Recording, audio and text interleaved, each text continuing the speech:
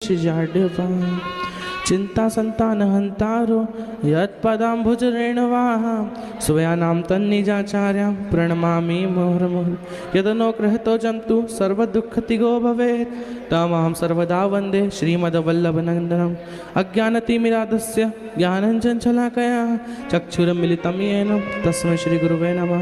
नमामि हृदयशेषे लीलाक्षीराब्धिशायनं लक्ष्मीसहस्रलीलाभि स्वयमानं कलानिधिं चतुर्भिस्तथा षड्भिर्रजते पंचदा हृदय मम। श्री गुरुचरण कमलेभ्यो नमः। श्री युगलचरण कमलेभ्यो नमः।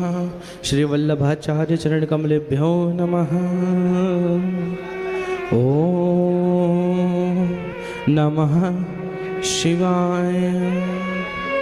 ओम नमः शिवाय। ओम नमः शिवाय।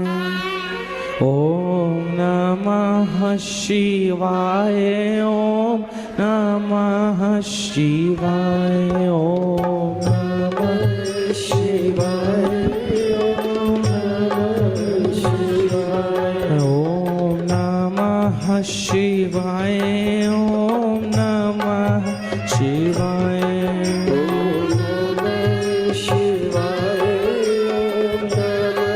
शिवाय भोला नमः शिवाय।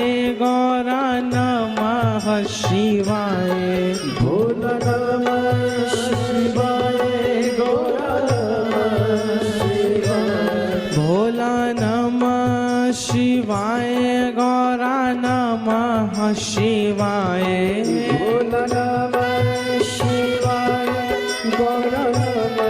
शिवाय। ओम नमः शिवाय। ओम नमः शिवाय। शिवाय। ओम नमः शिवाय। नमः शिवाय। ओम नमः शिवाय।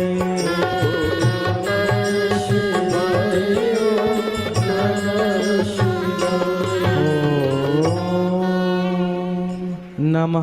नमः शिवाय।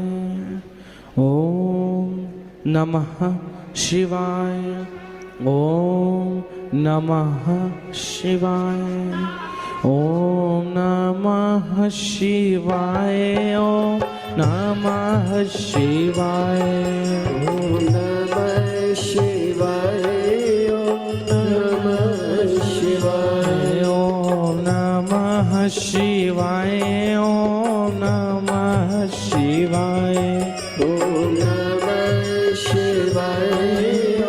नमः शिवाय। भोला नमः शिवाय। गौरा नमः शिवाय। भोला नमः शिवाय। गौरा नमः शिवाय। भोला नमः शिवाय। गौरा नमः शिवाय। भोला नमः शिवाय। गौरा नमः शिवाय। ओम नमः शिवाय। ओम नमः शिवाय। ओम नमः शिवाय। ओम नमः शिवाय। ओम नमः शिवाय। ओम नमः शिवाय।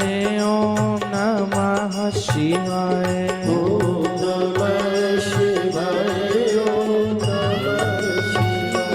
ओम नमः शिवाय। ओम नमः शिवाय। ओम नमः शिवाय। बोलो काशी विश्वनाथ भगवान की। बोलो कुबेर भंडारी की। बोलो कुबेरेश्वर धाम की। बोलो महाकाल राजा की। बोलो शिव पुराण की। ये पावन पुनित पवित्र श्री शिव महापुराण की पावन कथा जिसको श्रवण करने का सौभाग्य आपको और हमको प्राप्त हुआ है, ऐसी पवित्र शिव महापुराण कथा जिसे सुनने के लिए 33 कोटि देवी देवता साधु जन, सन्यासी जन, तपस्वी जन जिस शिव पुराण को सुनने के लिए करोड़ों जन्म निकाल देते हैं, खूब पुण्य इकट्ठा करते हैं, तब जाकर उन्हें शिव पुराण मिलती है। और ऐसी शिव महापुराण की पावन कथा हमें आज कंकड़ शंकर की ये पावन धरा पर सुनने का सौभाग्य प्राप्त हुआ है। बहुत बहुत साधुवाद देना चाहूँगा आपको, यजमान परिवार को। ऐसा सौभाग्य हमें बार बार नहीं मिलता है, क्योंकि समय बार बार नहीं आता।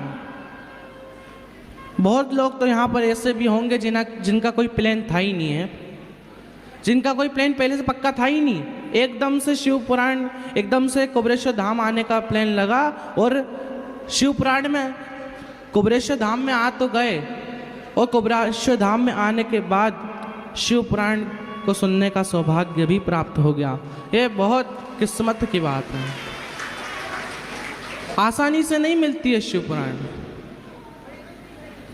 जब हमारे पूर्वजों की पुण्य की गुल्लक फूटती है ना, जब हमारे पुण्य की गुल्लक फूटती है, तब वो पुण्य हमें शिव पुराण में लाकर बिठाता है। और धन्य है बुजुर्ग माता पिता जो यहाँ पर ऐसी पवित्र शिव महापुराण को सुनने के लिए आए हैं।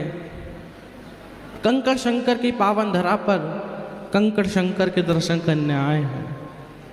और यहाँ की रीति है, यहाँ का नियम है, जो झोली पसार कर भगवान शंकर से कुछ मांगता है, जो झोली पसार कर भोलेनाथ से कुछ मांगता है, मेरा भोलेनाथ 3 महीने में उसकी इच्छा पूरी कर देते हैं, उसकी झोली भर देते हैं।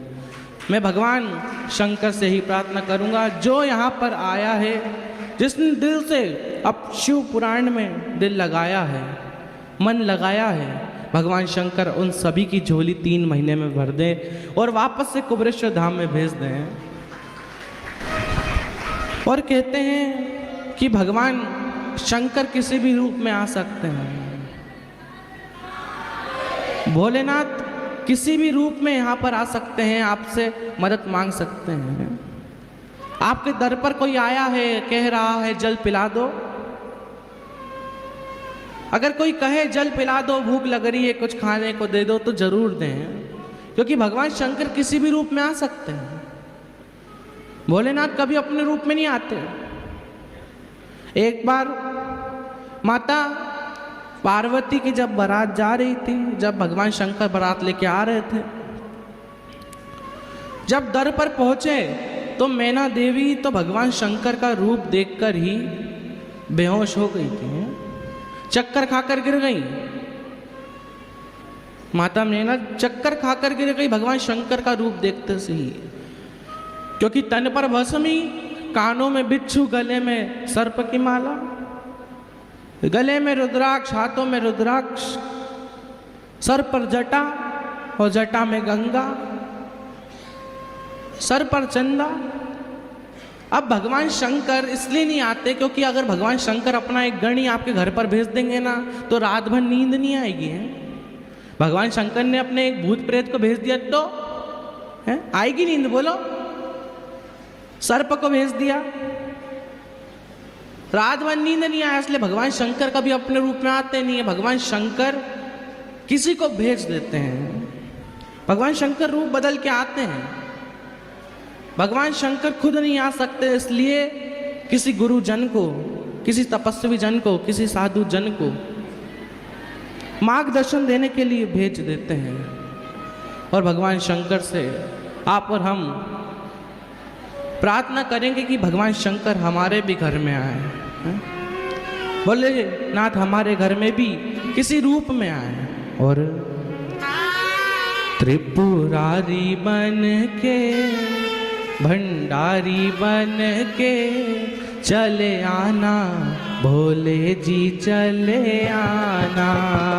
ओ त्रिपुरारी बन के, संसारी बन के चले आना, भोले जी चले आना। ओ त्रिपुरारी बन के, संसारी बन के चले आना, भोले जी चले आना। जय हो। ये समय बार बार नहीं मिलता, दोनों तालियों की सेवा से झूमते हुए चले आना, हो आनंद के साथ हो।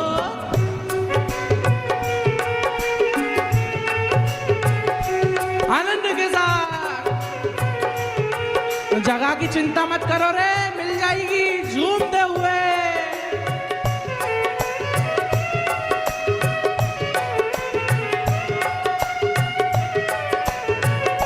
आनंद के साथ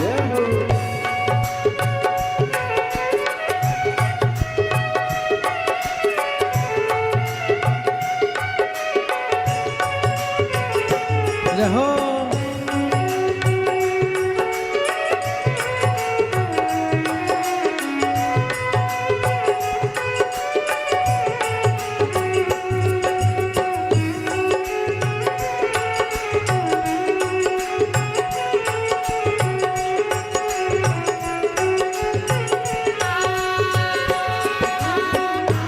रहो आनंद के साथ झूमते हुए।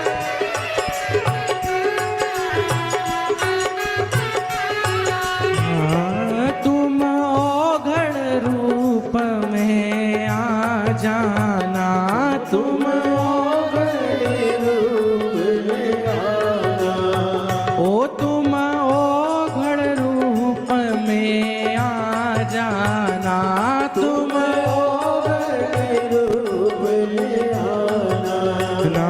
डमरू साथ लेके त्रिशूल हाथ लेके चले आना, भोले जी चले आना। डमरू हाथ लेके त्रिशूल हाथ लेके चले आना, भोले जी चले आना। जटाधारी बन के संसारी बन के चले आना, भोले जी चले आना। जटाधारी बन आनंद के साथ झूमते हुए दोनों तालियों की सेवा से हाथ ऊपर उठा के चले आना, भोले जी चले आना। रहो।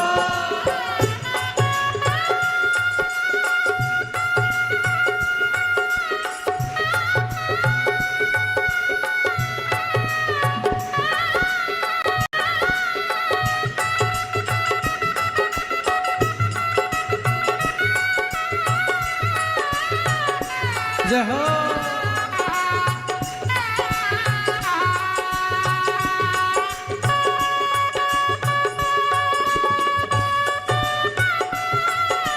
आनंद के साथ झूमते हुए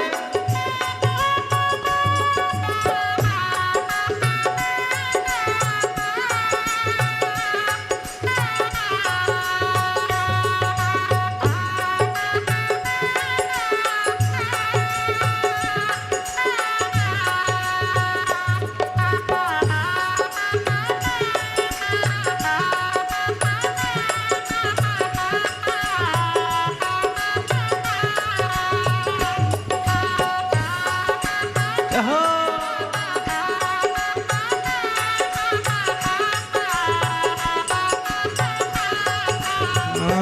तुम भोले रूप में आ जाना, तुम भोले रूप में आना, जहो तुम भोले रूप में आ जाना, तुम भोले रूप में आना। बेलपत्र हाथ लेके मैया साथ लेके चले आना, भोले जी चले आना। बेलपत्र हाथ ले ओ मैया साथ लेके चले आना, भोले जी चले आना। चले आना भोले जी चले आना, चले आना भोले जी चले आना। चले आना भोले जी चले आना, चले आना भोले जी चले आना। बोलो महान का जय हर हर महादेव पीछे तक जहाँ जो जो कुबरेश्वर धाम में खड़े हैं, कुबरेश्वर धाम के बाहर हैं, दोनों हाथ पर उठा के हर हर। जो बोले हर हर महादेव, मेरे महादेव उसके भंडार भर दो। जोर से बोले हर हर। अब कितनी जोर से आवाज आई है। श्री शिवाय नमस्तुभ्यं। जय जय से राधे। सभी भक्तों को हर हर महादेव सादा जैसे कृष्णा श्री शिवाय नमस्तुभ्यम। 5 दिवसीय सुंदर पंचामृत के रूप में हम सभी शिव महापुराण की यह सुंदर अलौकिक दिव्य कथा श्रवण कर रहे हैं और इसी बीच में हम सभी को आशीष वचन श्रवण करने को मिले पंडित राघव मिश्रा जी के। भवितमं सर्वदा वंदे वल्लभ नंदन अज्ञानतिमिरागास्य ज्ञानजशलाकया चक्षुरुन्मिलितं तस्मै श्रीगुरुवे नमः। नमामि हृदय शेषलीलाचरद्देशयनं लक्ष्मी सहस्रनिर्माणं कलामितं। चतुर्भीष्व चतुर्विस्तवा शिवजायते यो स्वपञ्चता हृदय।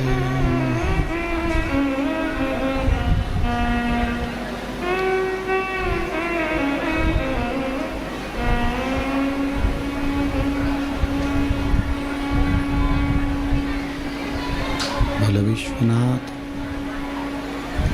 भगवान की जय। ओम नमः शिवाय। ओम नमः शिवाय। ओम नमः शिवाय। ओम नमः शिवाय। ओम नमः शिवाय।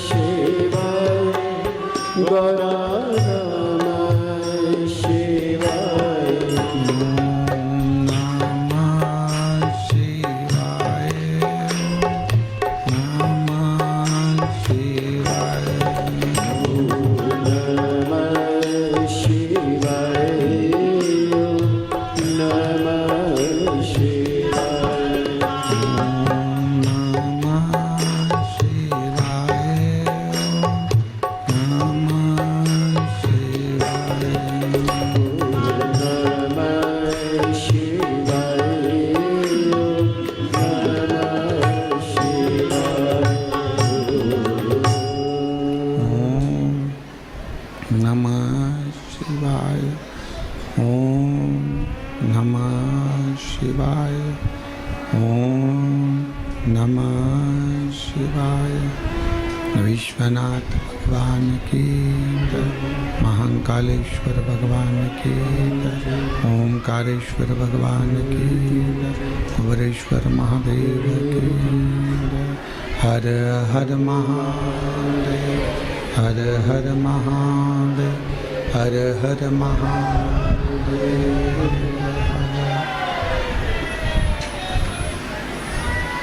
काशी विश्वनाथ पोगरदानी त्रिकालदर्शी कैलाशी अविनाशी भगवान शिव, जिनकी पुनीत पावन पवित्र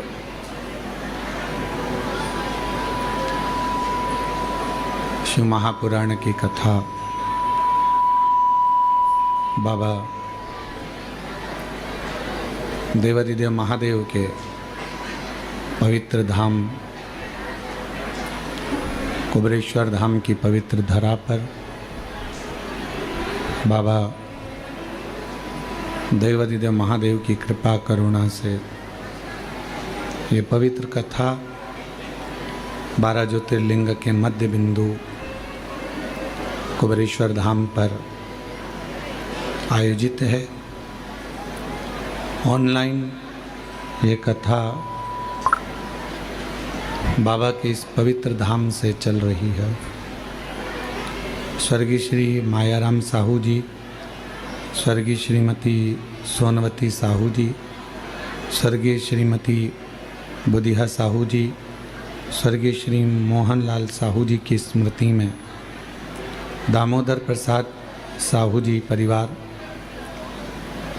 समस्त ग्रामवासी धनोरा के सौजन्य से ये पवित्र कथा दामोदर मास में दामोदर प्रसाद जी करा रहे हैं।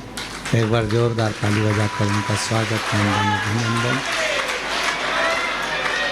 शिव कृपा से ये पवित्र अवसर है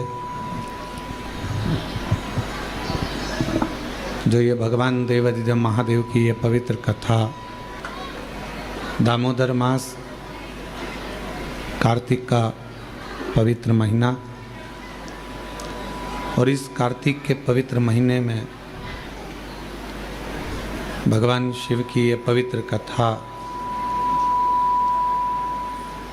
बाबा देवादिदेव महादेव की ही कृपा से श्रवण करने का सौभाग्य प्राप्त हुआ है। हम देख रहे थे सुबह से आप सब, हॉल वालों का नहीं कहूँगा, जितने लोग हॉल के अंदर बैठे हैं उनके लिए नहीं, और जितने जो बाहर बैठे हुए हैं, सुबह से धूप में बाबा की कथा का इंतज़ार कर रहे हैं और कथा को श्रवण करने के लिए बैठे हुए हैं, विराजमान हैं।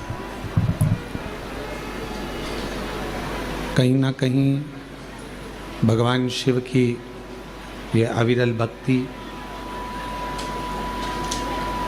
भगवान शंकर का ये भजन, भगवान शंकर का स्मरण, मंत्र जाप, नाम जाप, कीर्तन आपके और हमारे जीवन को सार्थक बनाता है।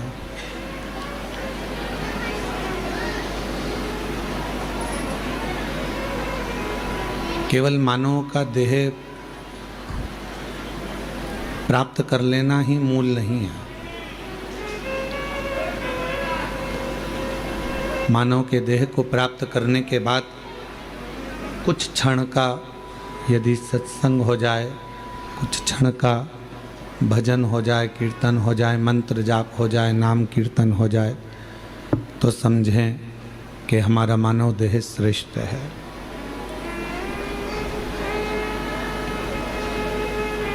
मैं दामोदर प्रसाद जी साहू जी को बहुत बहुत धन्यवाद देता हूँ कि आपका धनोरा गांव आज धन्य हो गए। धनोरा गांव के निवासी आज कृतार्थ हो गए। भले ये कथा किन्हीं कारणवश छत्तीसगढ़ धनोरा में नहीं हुई, पर शिव कृपा से वो कथा यहाँ धनोरा ग्रामवासियों के लिए आयोजित की गई।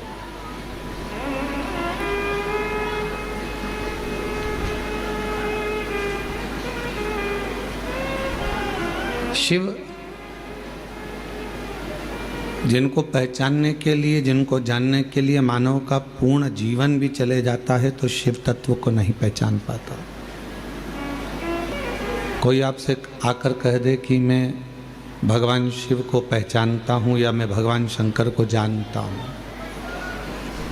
तो भगवान शिव को संत हो, साधु हो, सन्यासी हो, तपस्वी हो, साधक हो, उपासक हो, महात्मा हो, कोई नहीं जान सकता। शिवजी को स्वयं,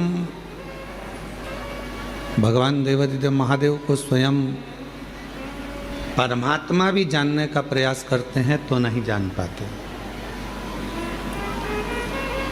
और ये शिव महापुराण की कथा में प्रथम में महत्तम के अंदर ही विद्येश्वर संहिता में ये बात आ जाती है कि ब्रह्मा जी भगवान शंकर को जानने के लिए एक पर्वत को घुमाते हैं। अग्नि का खंभ प्रकट हो जाता है तो भी ब्रह्मदेव पहचान नहीं पाते हैं कि ये शिव है। यदि कोई कहे आपसे कि हम शिव को जान लिए हैं या हम शंकर जी को पहचान लिए हैं तो कठिन है, कोई नहीं जान सकता। शिव को जानेगा कौन? शिव महापुराण की कथा कहती है जिसको शिव कृपा करेंगे। भगवान शंकर जिस पर करुणा करेंगे। हमारे बीच में छुरिया गांव के, छत्तीसगढ़ के ही हालेकोसा से दिनेश साहू जी यहाँ पर विराजमान हैं, जिन्होंने पूर्व में 2 दिव्य कथा छुरिया हालेकोसा में कराई है। एक बार उनके लिए भी जोरदार ताली बजाकर साधुवाद है। तो शिव को जानना कठिन है, पर शिव को कौन जान सकता है? जिस पर शिव स्वयं कृपा करे, शिव स्वयं करुणा करे, तो समझ लो कि कोई जान सकता है।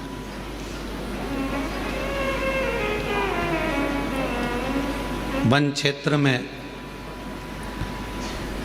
जब पांडव जा रहे थे वन के अंदर, तो भीम ने युधिष्ठिर से पूछा था कि शंकर जी को भजने का, शिव जी को जपने का, शंकर भगवान का भजन करने का, पूजन करने का, स्मरण करने का सही तरीका क्या है?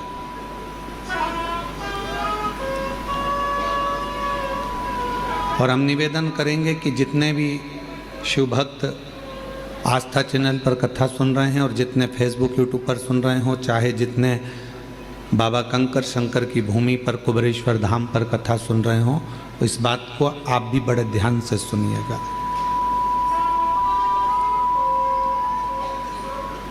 इस बात का स्मरण आप भी करिएगा। भीम ने युधिष्ठिर से पूछा, और भीम ने युधिष्ठिर से पूछा कि भगवान शिव को प्राप्त करने के लिए सबसे सुंदर पूजा का तरीका, अनुष्ठान का तरीका, साधना का तरीका कौन सा?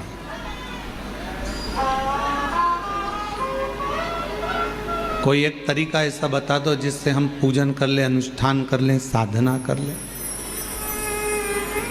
मेरी जीजियों, मेरे जीजाओं, पूजन के बहुत विधान हैं। तो पूछा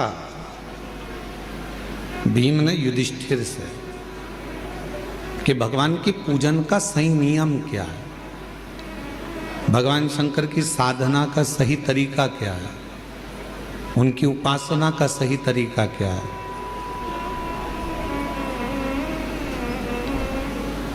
हम आपको बोलें कि शिव जी को 1 लोटा जल चढ़ाओ, फिर ऐसा दूध चढ़ाना, फिर दूध के बाद जल चढ़ाना, जल के बाद फिर दही चढ़ाना, दही के बाद जल चढ़ाना, फिर आप मधु चढ़ाना, मधु के बाद फिर जल चढ़ाना, फिर आप शहद के बाद में घृत चढ़ाना, घृत के बाद फिर आप जल चढ़ाना, फिर आप शक्कर चढ़ाना, फिर उसके बाद जल चढ़ाना। सब नियम। कोई ब्राह्मण देवता आएंगे, वो आपको एक नियम बनाएंगे कि इस तरह से पूजन करो। फिर कोई संत मिल जाएगा तो वो कहेगा कि इस तरह से पूजन करो।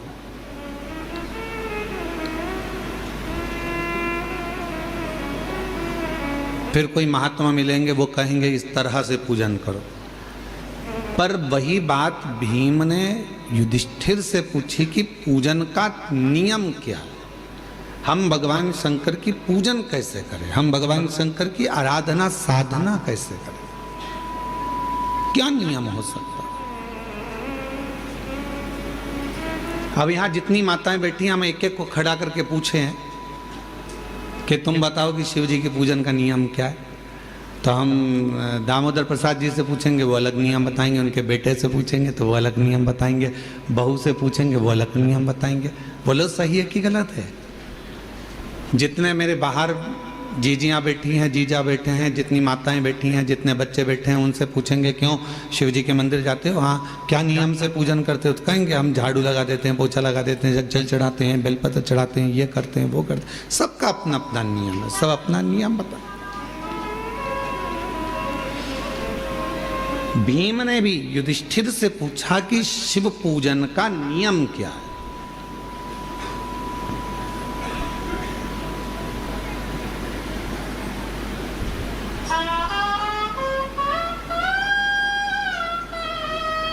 जो युधिष्ठिर ने कहा महाभारत के वन पर्व में, वह आपके याद रहना चाहिए कि युधिष्ठिर से पूछा कि शिव पूजन का, शिव साधना का, शिव भजन का नियम क्या। तो युधिष्ठिर ने कहा, भीम मन साफ हो, दृष्टि साफ हो, हृदय साफ हो, और तुम किसी भी तरह से शिव को 1 लोटा जल चढ़ाओगे तो शिव स्वीकार कर लेगा। उसमें बड़ा नियम कर कर हम भगवान को नहीं पा सकते। बहुत बड़ी साधना कर कर कलिकाल, कलयुग में, इस घोर कलयुग में कौन नियम धारण करेगा, कौन कितने लंबे व्रत करेगा, कौन कितना साधना करेगा, बड़ा कठिन हो जाता। कौन नियम धारण कर सकता है, कौन साधना कर सकता है। इस घोर कलयुग में तो कोई बड़ा से बड़ा बाबा जोगी भी आकर कहे ना कि हम इतनी साधना करते हैं, तो शिव पुराण कहती है बड़ा मुश्किल है जी। तुलसी बाबा ने तो एक ही लाइन में सबको, पूरे को तुलसीदास बाबा ने एक ही लाइन में सबको समेट दिया, कलयुग केवल नाम आधारा, सुमर सुमर नर उतर ही पारा। तुलसीदास बाबा को मालूम था कलयुग में बहुत सारे साधन बताएंगे, कोई इधर से आएगा ये बताएगा, कोई उधर से आएगा वो बताएगा, कोई कहेगा इसको भजो, कोई कहेगा उसको भजो, कोई कहेगा ऐसा करो, कोई कहेगा वैसा करो। तो तुलसीदास जी ने लिख दिया कि कलयुग केवल नाम धारा और सुमर सुमर नर उतर ही पारा। तुलसी बाबा ने कह दिया कि नाम की आधारशिला रखो, तुम राम भजो, कृष्ण भजो, शिव भजो, जगदम्बा भजो, दत्त भजो, तुम्हारी मर्जी पड़े वो भजो, पर भजो, तुम्हारा भगवान का मंत्र जाप, नाम जाप भजो, जपो।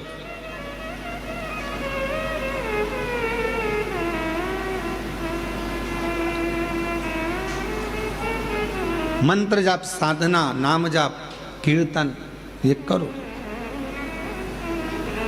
और जब मंत्र, साधना, व्रत हम कुछ भी करें, पर यदि हमारे मन ही पवित्र नहीं है, हमारा हृदय ही पवित्र नहीं है, तो क्या हम शिव को प्राप्त कर सकते?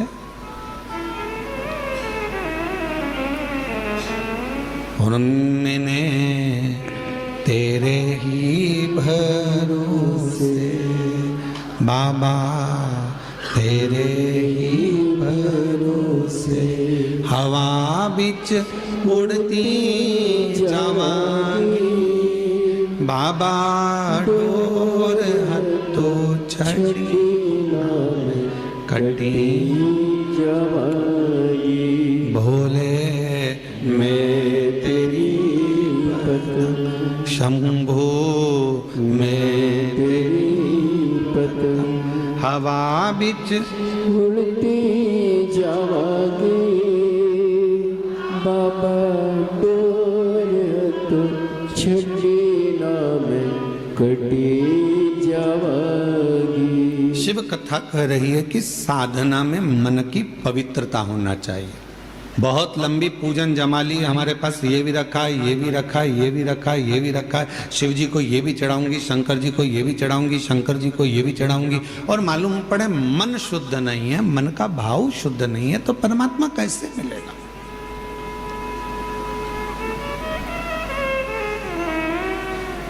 एक लाइन वो आप गुनगुनाते हो, हमने आंगन नहीं बुआरा कैसे आएंगे हरि, अब तक गंदा पड़ा है द्वारा कैसे आएंगे हरि, कैसे आएंगे। उनको बुलाने के लिए हमारे मन के मेल को बाहर करना है।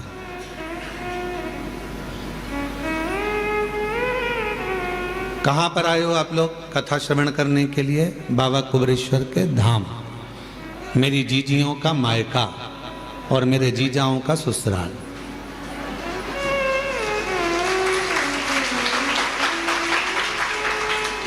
कभी आपने विचार करा कि सीहोर वाला महाराज हमेशा कहता है ये मेरी बहन जीजियों का मायका है और जितने पुरुष आते हैं उनका ससुराल है, ऐसा क्यों नाम रख दिया इस सीहोर का, इस कुबरेश्वर धाम का? बाकी के किसी धाम में तो ऐसा होता ही नहीं कि कोई रिश्ता होता है। किसी धाम में किसी का कोई रिश्ता बता दे कि हमारे काका जी वहाँ रहते हैं, ना मामा जी वहाँ रहते हैं, नाना जी वहाँ रहते हैं। केवल पूरी दुनिया में एक धाम है कुबरेश्वर धाम, जहाँ रिश्ता निभता है। जितनी मेरी बेटियाँ आती हैं, बहन आती हैं, माताएं आती हैं, उनका ये मायका है। और जितने पुरुष आते हैं, बच्चे आते हैं तो उनके नाना का घर है, और बड़े आते हैं तो उनका ससुराल है। तो ये एक परिवार। क्यों इस भूमि पर ऐसा क्यों है कि यहाँ संबंध है, रिश्ते हैं, नाते हैं। हमने आपका संबंध यहाँ कुबरेश्वर धाम से इसलिए जोड़ दिया क्योंकि जब भी बहन बेटी अपने मायके में जाती है तो मायके से जब भी आती है तो कुछ ना कुछ लेकर जरूर आती है। बोलो सही है कि गलत है? मायके से पिताजी भेजेंगे बेटी को तो भले एक बिस्कुट का पुड़ा दे दे, चाहे कुछ भी दे दे, एक साड़ी दे दे, नहीं दे तो 2 रुपया, 5 रुपया, 500 रुपया, 1000 रुपया दे, वो भी नहीं दे तो सामान फल फ्रूट मिठाई रख कर भेज देगी माँ बाप, पर कुछ ना कुछ दिए बिना बेटी को अपने घर से भेजते ही नहीं है। और दामाद अगर घर आता है और अगर नवासा घर आता है, नाना नानी के घर में अगर बच्चे आते हैं तो वो भी जाते हैं तो नानी नाना कुछ ना कुछ देकर भेजते हैं। जमाई आया तो उसको कुछ ना कुछ देकर भेजते हैं। इसलिए तो ये बहुत जरूरी है। और जो दामाद बहुत उद्दंडी होता है ना, बहुत लड़ता झगड़ता है बेटी से, तो उसको भी देकर भेजते हैं, उसको भी देकर भेजते हैं। भले गाली देकर भेजे पर भेजते तो है। भेजा तो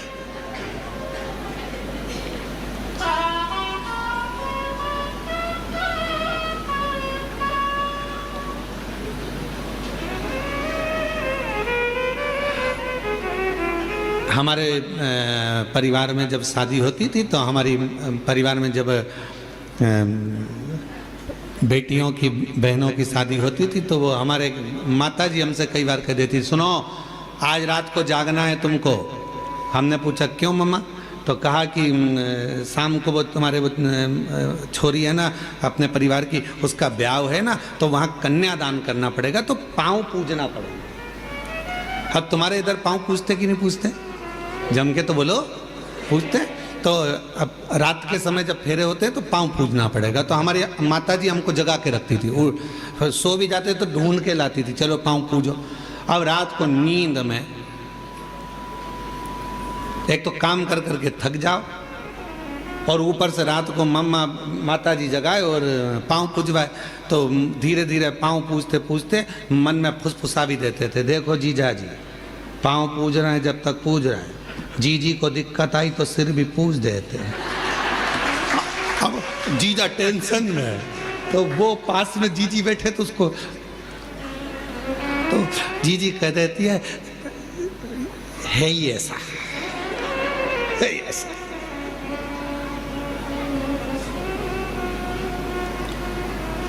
अब विचार सोच,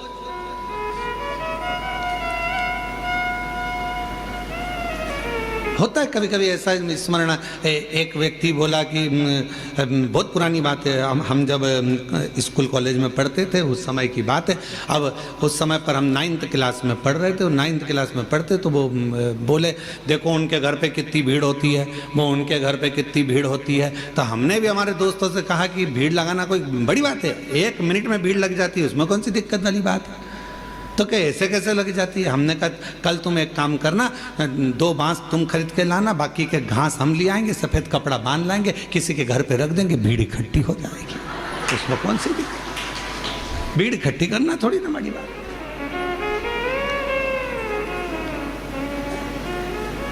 भीम ने पूछा युधिष्ठिर से कि शिव पूजन का विधान क्या है, भगवान को पूजने का विधान क्या। शिव महापुराण की कथा कहती है, महाभारत का वन पर्व कहता है, वन पर्व में लिखा है महाभारत के कि युधिष्ठिर कहते हैं भीम से कि जिस दिन तुम निर्मल हृदय से स्वच्छ मन से शंकर जी को यदि 1 लोटा जल चढ़ा दोगे, या नहीं भी चढ़ाकर कहीं पर भी बैठकर पंचाक्षर मंत्र नमः शिवाय, या षडाक्षर मंत्र ओम नमः शिवाय, या श्री शिवाय नमस्तुभ्यम का जप कर लोगे, शिव तुम्हारे जप को स्वीकार कर लेगा और वर देकर चला जाएगा, तुम्हें वर प्राप्त हो जाएगा। अब तुमसे कोई कहे कि तुमने मंदिर में जाकर पूजन को ऊपर नीचे कर दिया, तुमने मंदिर में जाकर पहले दूध चढ़ा दिया, फिर जल चढ़ा दिया, उसके बाद में तुमने फिर कुछ चढ़ा दिया, पहले जल चढ़ाकर फिर तुमने बेलपत्र चढ़ा दी, इतने में किसी ने देख लिया, देखते से ही वो बोली तुमने तो गलत काम किया, पहले तो जल चढ़ना था, फिर बेलपत्र चढ़ना थी, और तुमने बेलपत्र चढ़ा दी, उसके बाद जल चढ़ा दिया, तुमने तो ऐसा कर दिया, तुमने तो चावल का दाना ऐसा चढ़ा दिया, तुमने तो वैसा कर दिया। उसको समझा कर कह देना, हजारों तरह के मनुष्य संसार में रहते हैं, तो हजारों तरह की पूजा भी संसार में होती है। 33 कोटि देवताओं ने भगवान शंकर की आराधना 33 कोटि देवताओं ने 33 कोटि तरह से करी है।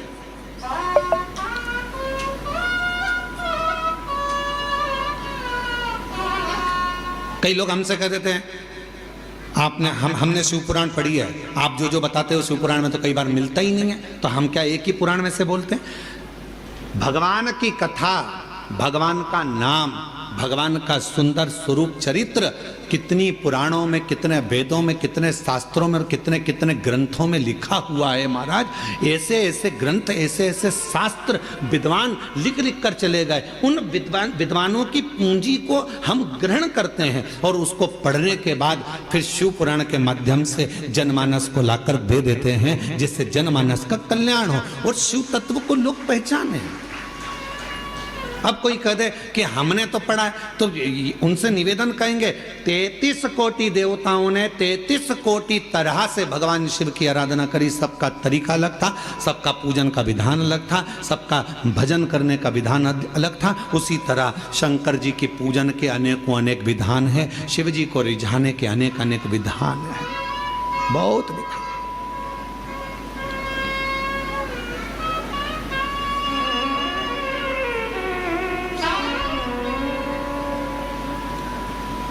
और तेरी कृपा बिना न हिले एक भी अणु, लेते श्वास तेरी कृपा से तनु तनु। बखान क्या करूं मैं, राखो के डेरे का चपटी बबूत में खजाना कुबेर का, हे गंगरार मुक्ति द्वार ओंकार तू, भोले ओंकार तू, आयो शरण तिहारी शंभु तार तार तू। सबका विधान अपना है, सबका तरीका अपना है, पूजन का नियम सबका अपना है। कभी भी यह मत सोचना कि मैंने इस तरह से पूजन करी भगवान स्वीकार करेगा कि नहीं करेगा। कभी यह मत सोचना कि मैंने भगवान को ऐसे पूजा है भगवान स्वीकार करेगा कि नहीं करेगा। कभी यह मत सोचना कि मैंने तो इस तरह से व्रत कर लिया भगवान स्वीकार करेगा कि नहीं करेगा। मैंने तो इस तरह से कथा सुनी भगवान स्वीकार करेगा कि नहीं करेगा। बस निवेदन है, मन पवित्र रखना, भगवान स्वीकार लेगा।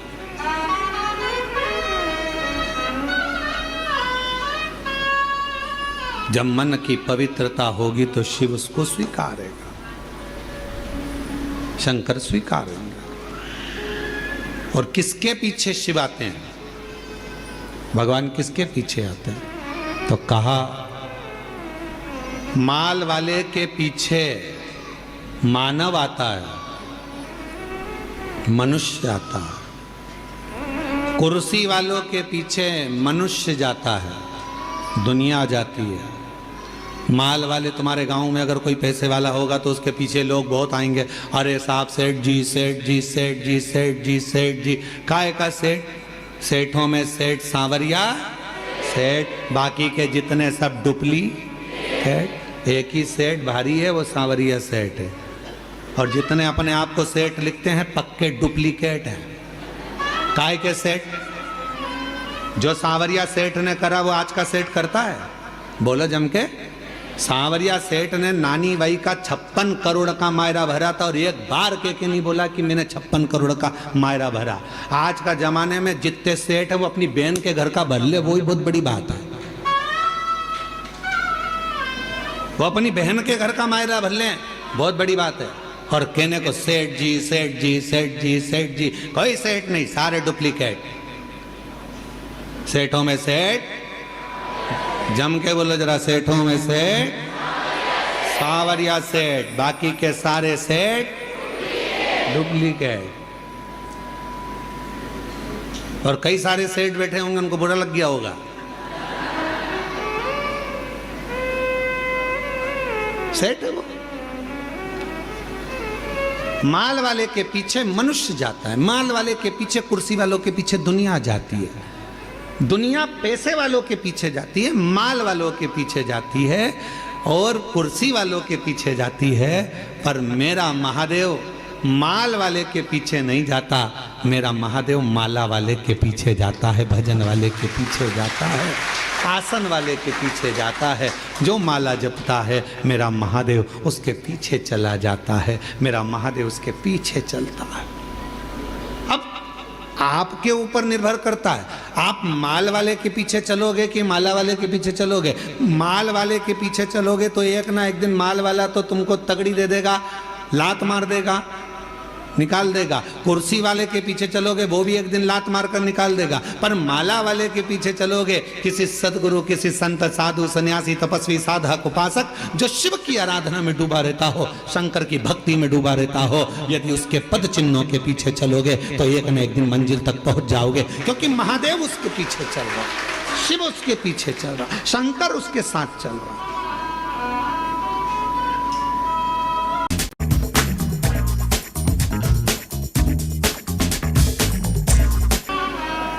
महादेव की भक्ति में एक महिला ने पत्र लिखा, देखो। कल एक माताजी ने पत्र लिखा था, उनके यहाँ कितने साल बाद संतान हुई थी? पहला पत्र था, जम के बोले, जम के 23, आज 1 साल और बढ़ गया है। मेरा नाम नर्मदा बाई, पति इंदर सिंह, मैं ग्राम तारपुरा, पीतमपुर, जिला धार, मध्य प्रदेश की रहने वाली हूँ। कहीं बैठी हो और अगर बालक साथ में, बच्चा साथ आया हो तो पीछे वाले रास्ते से लेकर आ सकती हूँ। मेरा नाम नर्मदा बाई, पति इंदर सिंह, मैं ग्राम तारापुरा, पीतमपुर जिला धार। पत्र को एलईडी पर पढ़ सकते हो, आस्था चैनल पर भी चल रहा है। मध्य प्रदेश की रहने वाली हूँ। मेरी शादी को 24 साल हो गए थे। मेरे घर औलाद नहीं। गुरुजी, किसी के कहने पर कुबरेश्वर धाम सीहोर का नाम सुना। लोग बोले सब डॉक्टरों को दिखा लिया, तू हताश होकर बैठ गई, अब तेरे घर अगर औलाद नहीं है तो तू एक बार कुबरेश्वर धाम चली जा। मैंने ये धाम का नाम पहली बार सुना था। मन कर कर पति से कहकर हम कुबरेश्वर धाम आ गए और यहाँ पर आकर हमने कंकर शंकर की पूजन करी, भूमि का शयन करा, जमीन की मिट्टी को हमने अपने गर्भ से लगा लिया।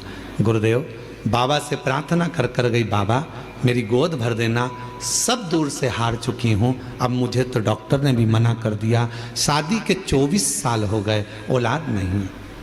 गुरुदेव, यहाँ से दर्शन करके गई, मन्नत मान कर गई और यहाँ से जाकर मैंने सोमवार पशुपतिनाथ का व्रत करना प्रारंभ कर दिया। मंदिर जाती, जल चढ़ाती, नंदी के पास बैठकर उस जल को पी लेती, सफ़ेद आंकड़े की जड़ को बांध लिया। गुरुजी, बाबा की कृपा का मैं क्या गुणगान करूं गुरुदेव। कावड़ भरने के लिए आ गई, कावड़ भरा, शिवजी पे चढ़ा हुआ जल पीकर दोनों पति पत्नी ने विनती करी, बाबा हमारी औलाद नहीं, 24 साल हो गए, तू देना जरूर। यहाँ से गई कावड़ भरकर और जाने के बाद कुछ समय के बाद मेरा गर्भ ठहर गया। गुरुदेव, 2024 में बाबा की कृपा ऐसी हुई कि मैं बाबा की कावड़ भरकर उससे विनय कर कर गई थी। उस समय पर जैसे यहाँ से गई तो डॉक्टर को दिखाया तो मालूम पड़ा कि बच्चा दानी में कुछ प्रॉब्लम है। फिर भी मन नहीं माना, डॉक्टर ने कहा इलाज करो, इलाज चालू रखा और बाबा ने ऐसी कृपा कर दी उस कावड़ के जल ने कि भरोसा डॉक्टर को नहीं, वो इलाज कर रहा था कि गर्भ में तकलीफ है, पर उसको ये नहीं मालूम पड़ा कि गर्भ में तो मेरे कुबरेश्वर बाबा का प्रसाद था और बाबा ने संतान दे दी थी। गुरुदेव, शिव कृपा ऐसी हो गई, 20/6/2025 को बाबा की कृपा से मेरे यहाँ गर्भ से बच्चे ने जन्म लिया और मैं बाबा को यहाँ प्रणाम करने के लिए आई हूँ। 24 साल के बाद गर्भ ठहरा, 24 साल। शिव कृपा किसको कहते हैं, करुणा किसको कहते हैं, दया किसको कहते हैं। एक पत्र और है, वो पत्र देखिए।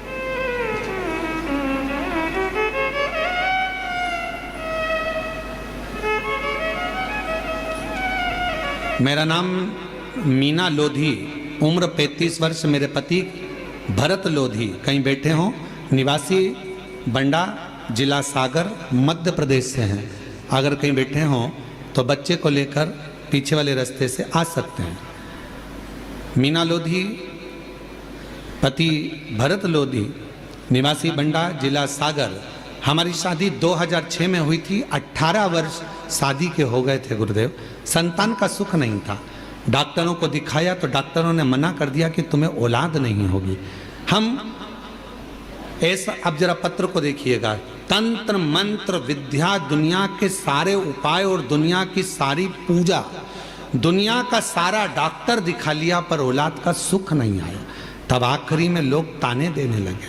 तानों से इतना परेशान हो गई कि गुरुजी, मैंने पूरा विचार बना लिया कि अब मैं स्वयं मर जाऊंगी, प्राण त्याग दूंगी।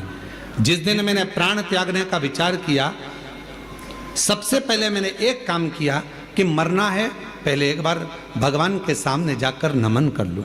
और शिव जी के मंदिर में पहुंची पहली बार जिंदगी में। मैं कभी शंकर के मंदिर नहीं गई थी, पर प्राण त्यागने से पहले मैं शिव जी के मंदिर पहुंच गई और मंदिर में जाकर मैंने प्रणाम किया, झोली पसार कर बाबा से कहा तू औलाद नहीं दे रहा तो मैं मर रही हूँ। ऐसा कही रही थी। एक माता जी पीछे से आती हैं मंदिर में और वो मंदिर में आकर कहती हैं कि इतना फूट फूट कर तू क्यों रो रही है। महिला बड़ी उम्र की थी, शिव भक्त थी। उन्होंने मुझे कहा एक काम कर, तू कुबरेश्वर धाम चली जा, वहाँ शिव महापुराण की कथा मिल जाए, सुन ले, ना जा सके तो टीवी पर सुन ले। मैंने उससे कहा कि मेरे घर ना तो मोबाइल है ना टीवी है, मैं कैसे सुनूं। दूसरे के घर उसके कहने पर कथा सुनने गई। मरने का प्लान चेंज, मरने का प्लान चेंज।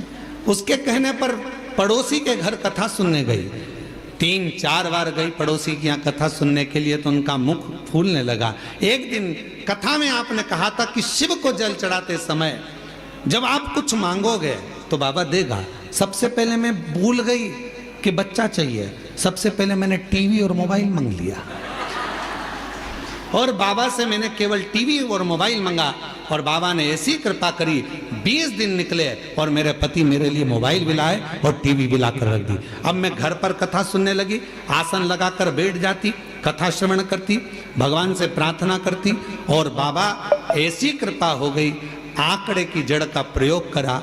अब तो मेरे शिव जी पर भरोसा हो गया। रोज मंदिर में पोछा लगाती, बाबा से विनती करती, मुझे संतान का सुख दे दो। बाबा ने मेरी सारी समस्या का हल, एक लोटा जल, और शिव जी की कृपा से 18 साल के बाद बाबा की कृपा से 11 दिसंबर 2024 को 18 वर्ष के बाद मेरे घर में बाबा ने संतान दे दी। ये शिव कृपा, ये शंकर। एक लाइन अच्छी है, गुनगुनाते हैं। अरे लुटा दिया भंडार काशी वाले ने, कर दिया माला माल काशी वाले, जो जैसी भावना लाया वो वैसा ही फल पाया, जो जैसी भावना लाया वो वैसा साही फल पाया, नहीं खालियों से लौटाया वो मन ही मन हर्षाया, और कर दिया माला माल काशी वाले ने, लुटा दिया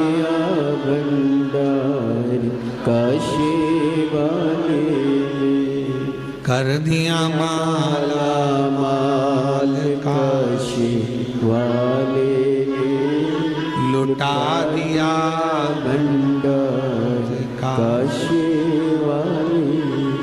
जिस कामना से आ जाइए, आ जाइए,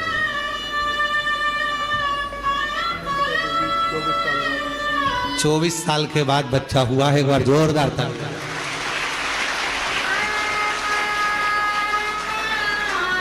शंभू, शंभू, जो शंभू, जैसी शंभू, भावना लाया वो वैसा ही फल पाया, जोरदार ताली बजाओ। 24 साल के बाद हुआ। नहीं खाने से लौटाया वो मन ही मन हर्षाया, रोते नहीं, अब खुश हो जाओ, बाबा दे दिया ना, रोते नहीं, खुश खुश हो। काशी वाले ने लुटा दिया भंडार, काशी वाले ने लुटा दिया भंडार, काशी वाले ने लुटा दिया भंडार, बधाई।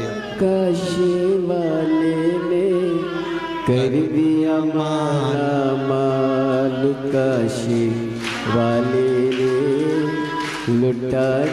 मैं हूँ तेरा लाला, मैं हूँ तेरा लाला, तू मेरा बाबा, मैं मैं हूँ तेरा लाला, मैं हूँ तेरा लाला। माल वाले के पीछे मत चलना, वो कभी भी लात मार देगा। माला वाला अगर कोई मिल जाए, शिव का उपासक कोई मिल जाए, शंकर की भक्ति करने वाला यदि कोई मिल जाए, तो एक बार उसके पीछे चलने का प्रयास करना, तो जिंदगी का सारा सुख तुम्हारे कदमों में होगा, वो सब दे देगा। जो माल वाला नहीं दे सकता वो माला वाला दे सकता है। माला वाले के पीछे तो महादेव भी चलते हैं। जपेगा, भजेगा, स्मरण करेगा, पूजेगा।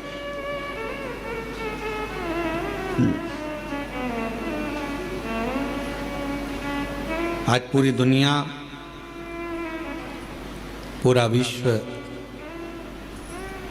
बाबा देवाधिदेव महादेव की भक्ति में लगा हुआ है। बच्चा बच्चा एक लोटा जल चढ़ाने के लिए मंदिर जाने लगा है। नव युवक बेटा बेटियों के मन में एक उत्कंठा, एक उत्सुकता उत्पन्न होती है कि शिव को मैं जानूं। बुजुर्ग माता पिता के मन में भाव आता है कि टीवी चालू कर दो, मुझे शिव पुराण सुनना है।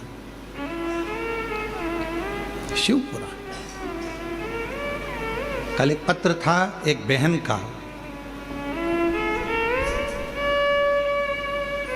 अब वह पत्र को ढूंढना पड़ेगा बहुत सारे पत्रों में, तो कहीं अगर यहाँ बैठी हो तो वो बिना कथा के रह नहीं सकती, बिना कथा के।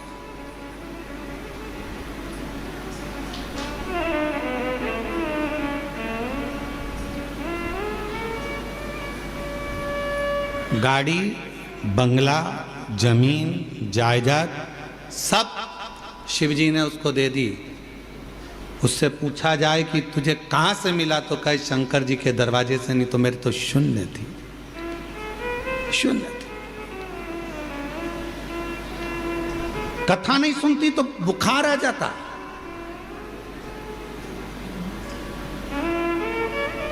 बच्चे लोग परेशान, जब कथा नहीं आती तो बच्चे लोग उसको मोबाइल में चालू कर दे देते कि 5-10 मिनट मेरी माता को सुन लेने दो। वो यहाँ बैठी होगी, बच्चे जहाँ कथा होती है बच्चे लोग कह देते हैं ये नहीं जाएगी तो मर जाएगी, इसको ले जाओ कथा में। बच्चे लेकर आते हैं। बाबा ने दे दिया, सब भंडार भर दिया। अब दिल शिव से लग गया, कुछ सूझता नहीं है। वो फिर वही वाली बात आ गई कि मैं हूँ प्रेम रोगी, मेरी दवा तो करा, जाओ जाओ जाओ काशी को बुला, मैं हूँ शिव रोगी। ये मुझे रोग लगा है भगवान की अविरल भक्ति का, भजन का, कथा का, स्मरण का। दामोदर प्रसाद जी कथा करवा रहे, दामोदर प्रसाद जी के वहाँ जब कथा का क्रम जब वहाँ नहीं हो पाई तो इनके मन में था कथा कैसे होगी, कैसे होगी, वहाँ परमिशन नहीं, ये नहीं हो रहा, वो नहीं हो रहा। आखिरी में ललकता दामोदर प्रसाद साहू जी के मन में थी, तो धनोरा से भगवान शिव ने इनके मन की बात को जान लिया। शायद धनोरा वासी बड़े किस्मत वाले होंगे जो आज शिव महापुराण की कथा के यजमान बनकर कथा का रस तत्व ग्रहण कर रहे। ये शिव तत्व है, ये भगवान की अविरल भक्ति है।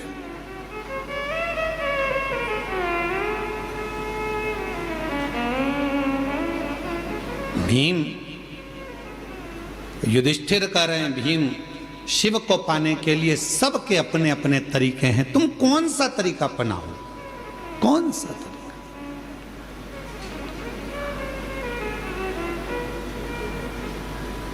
हमने कथा में कहा था 2 परीक्षा होती है,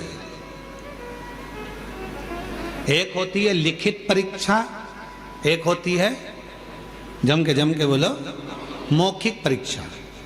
लिखित परीक्षा में थोड़ी बहुत नकल हो सकती है, पर मौखिक परीक्षा में नकल होगी क्या? बैठे हो सामने, परीक्षा लेने वाला सामने बैठा है, चल ये क्वेश्चन है, इसका उत्तर दे। रामू के काका की काकी का मायका कहां था बता, चक्कर खा गया। फिर उसने पूछा रामू कौन, फिर उसने और प्रश्न करे तो ऑफिसर ने कह दिया प्रश्न मैं करूंगा कि तू करेगा, जल्दी बोल। उत्तर नहीं।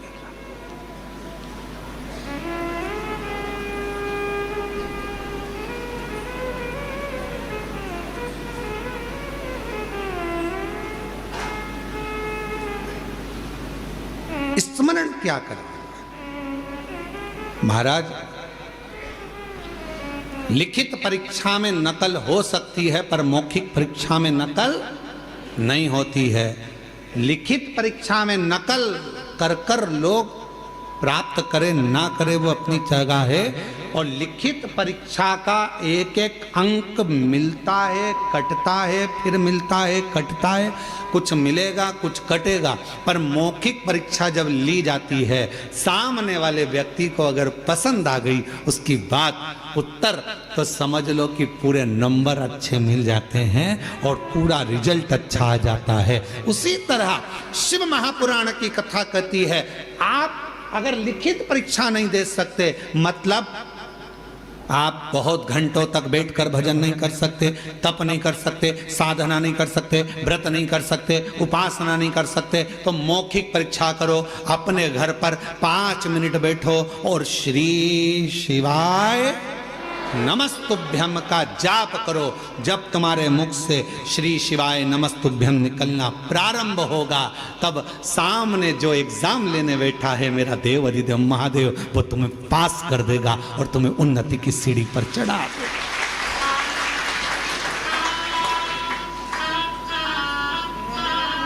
श्री शिवाय नमस्तुभ्यं, श्री शिवाय नमस्तुभ्यं,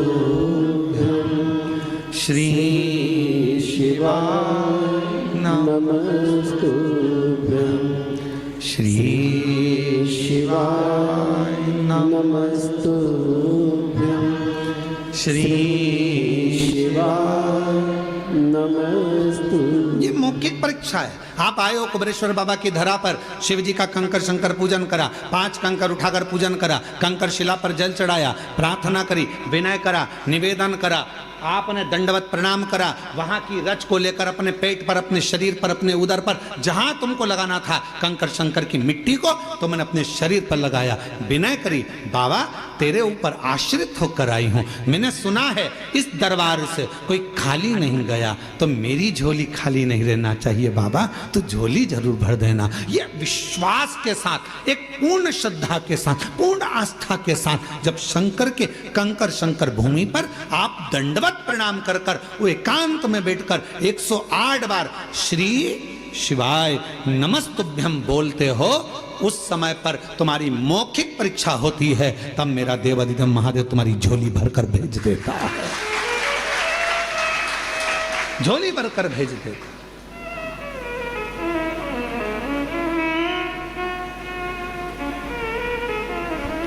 तेरे दरबार की बाबा निराली शान देखी है, तेरे दरबार की बाबा निराली शान देखी है, तुझे दे नहीं देखा पर झोली भरी,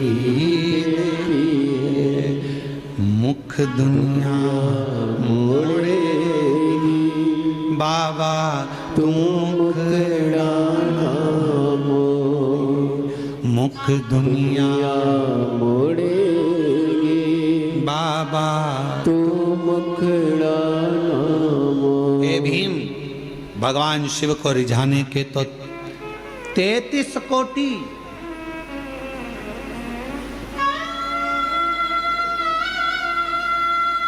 33 करोड़ तरीके हैं शिव को रिझाने के, सबका अपना अपना तरीका है। कोई कहेगा ओम नमः शिवाय बोलो, कोई वो कहेगा नमः शिवाय बोलो, कोई कहेगा ये बोलो, कोई कहेगा वो बोलो, कोई कहेगा श्री शिवाय नमस्तुभ्यं, कोई कहेगा राम बोलो, कोई कहेगा ओम नमः भगवते वासुदेवाय बोलो, वो कोई कहेगा कृष्ण बोलो, कोई कहेगा दत्त बोलो, कोई कहेगा, सबका अपना। 33 कोटि देवता हैं तो 33 कोटि तरीके शंकर को रिझाने के हैं, 33 कोटि तरीके से शिव का पूजन होता है। हजारों, मध्य प्रदेश में पूजन का तरीका अलग होगा तो छत्तीसगढ़ में पूजन का तरीका अलग होगा, गुजरात में पूजन का तरीका, सबका तरीका अलग है। भगवान परंतु एक ही भाषा जानता है, वो प्रेम की भाषा, तरीका कोई सा भी।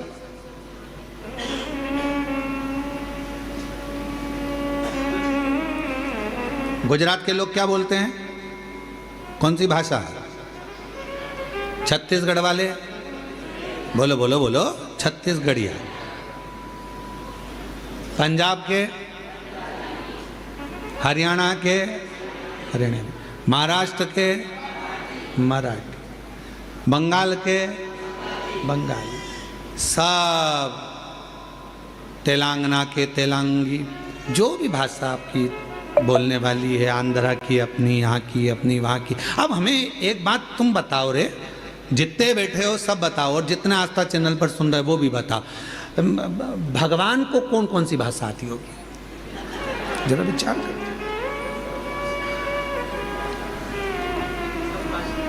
बोलो बोलो बोलो, जम के बोलो जरा। भगवान को कौन कौन सी भाषा आती होगी? पृथ्वी पर यह भाषा क्या भगवान ने बनाई कि तुम मराठी बोलना, तुम गुजराती बोलना, तुम ये बोलना, तुम ये बोलना, तुम वो बोलना? भगवान केवल एक भाषा जानता है। चींटी भी रोती है तो वो आंसू पोंछने आता है, हाथी भी पुकारता है तो गरुड़ छोड़ कर आता है, और जब एक मछली को भी दर्द होता है तो वो तड़प कर दौड़ पड़ता है। जीव जंतु पशु पक्षी जानवर मनुष्य सबकी एक भाषा भगवान ने जानी है, वो है उसकी प्रेम की भाषा। जब वो भगवान को हृदय से पुकारता है वो आता। अब तुम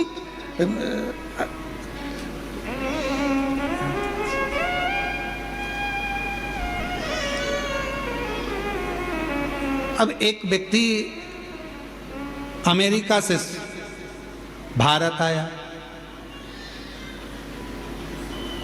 घूमते घूमते वो भारत की गलियों में घूम रहा था और सामने से कुत्ता आ गया और कुत्ता उसके पास आ रहा था। अब अंग्रेजी में कुत्ते को बोले, please please please please don't touch me, please. अब कुत्ते को बोले तो कुत्ते को समझ में आए। कुत्ता और उसके पास में आया। इतने में एक व्यक्ति चिल्ला कर बोला, हाँ! कुत्ता भाग गया। कुत्ता अंग्रेजी नहीं समझता, कुत्ता मराठी नहीं समझता, कुत्ता गुजराती नहीं समझता। कुत्ता केवल ये समझता है कि मुझे किसने रोटी दी है, कौन प्रेम से मुझे पाल रहा है, कौन मुझसे लाड़ लड़ा रहा है, कौन मुझसे प्यार कर रहा है। कुत्ता उसकी भाषा समझता है और उसके पीछे पीछे दौड़ता है। उसको नहीं आता, उसको नहीं समझना, समझेगा। पूरी दुनिया की केवल एक भाषा है और वो है प्रेम की भाषा। पूरी दुनिया में एक भाषा चलती है और वो है प्यार की भाषा। अच्छे से अच्छे व्यक्ति को कोई अगर अच्छे से अच्छे व्यक्ति को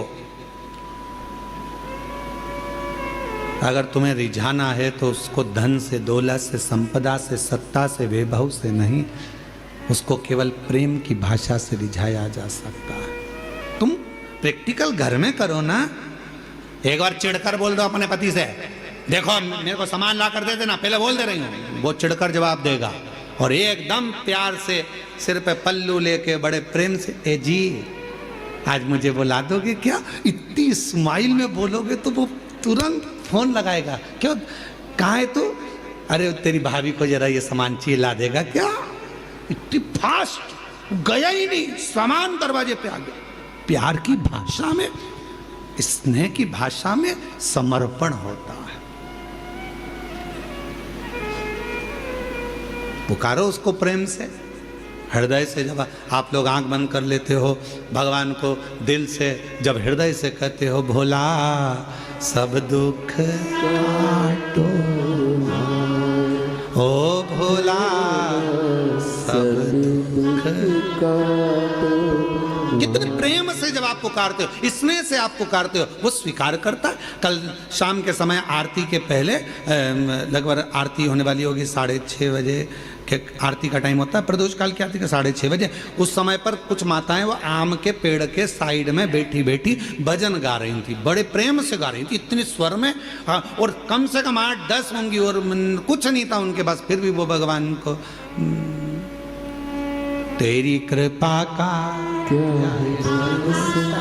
कब किस पर हो जाए जरा से हम पर कर दो।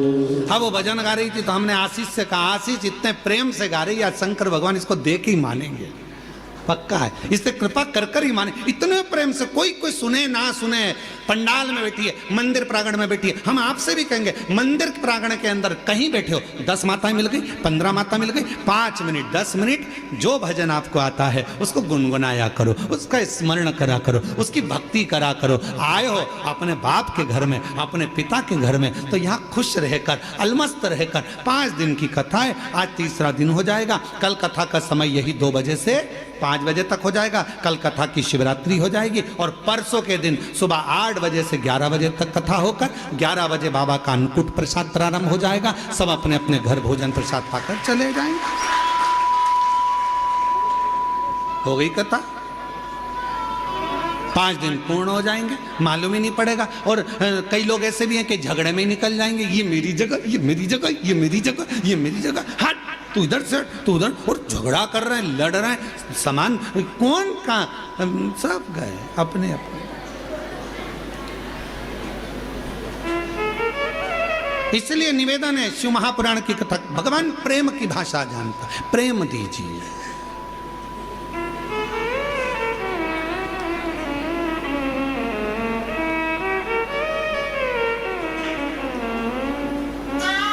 और जब शिव प्रेम की भाषा से रीझते हैं, प्रेम की भाषा से भगवान शंकर को केवल प्रेम की। आप कैसे जल चढ़ा रहे हो, आप कैसे रीझा? एक पत्र है, अच्छा है, देखिए।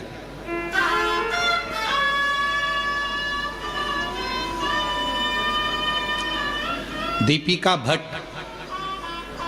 मेरा निवास का पता है जूही सफेद कॉलोनी 85/3 कानपुर उत्तर प्रदेश की रहने वाली हैं। कहीं बैठी हो तो पीछे वाले जो रास्ता है वहाँ से आकर एक बेलपत्र ले सकते हैं।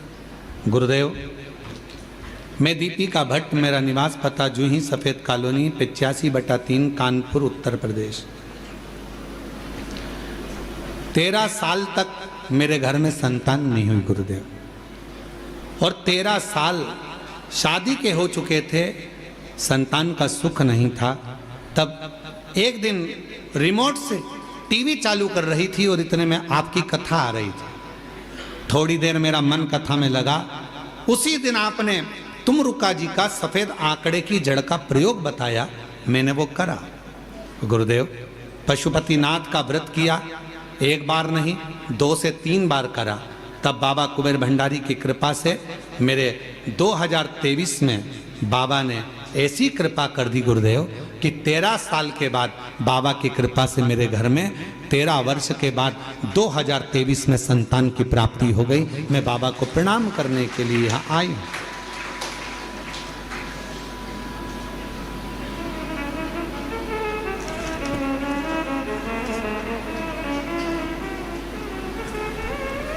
जो जैसी भावना वो वैसा ही फल पाया, नहीं खाली उसे लौटाया, वो मन ही मन हर्षाया। शुद्ध भाव, प्रेम, वात्सल्यता और प्रेम की भाषा शिव को रीझती है।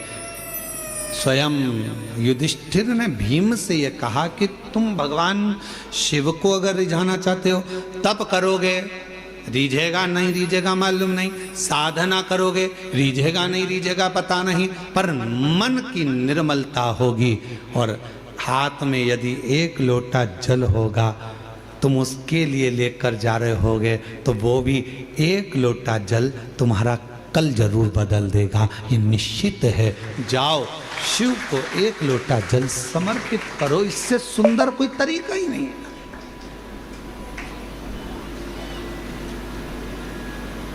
इससे सुंदर तरीका क्या हो सकता है? और आप सबसे निवेदन करें, फिर निवेदन कर रहे हैं, माल वाले के पीछे नहीं, माला वाले के पीछे चलो, भजन के पीछे, स्मरण के पीछे, भक्ति के पीछे। और जब प्रेम जब अनंत हो गया, रोम रोम संत हो गया। प्रेम जब अनंत हो गया, रोम रोम संत।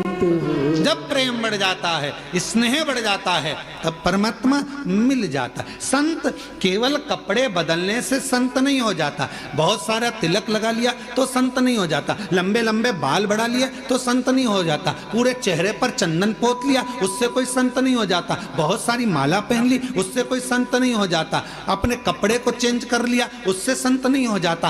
कपड़ा बदलने से कभी भगवान नहीं मिलता, कलेजा बदलने से महादेव मिल जाता है, कपड़े से नहीं मिला है। कपड़ा बदलने से मेरा महादेव कभी नहीं मिला। कैसा भी कपड़ा पहन लो। कई लोग पूछते भी हैं, क्यों गुरुजी शंकर जी के पूजन में सफेद कपड़े पहनना चाहिए कि पीला पहनना चाहिए कि नीला पहनना चाहिए, लाल पहनना चाहिए कि हरा पहनना चाहिए? हम उनसे कहते तुम्हारी मर्जी हो, जैसा पहनो, जो होगा तुम्हारे घर में वो पहनो। हम काहे को बोले कि ये कपड़ा खरीद के ला और फिर पहनो, मालूम पड़े तुम्हारे पति और हमको ढूंढते फिर रहे हो।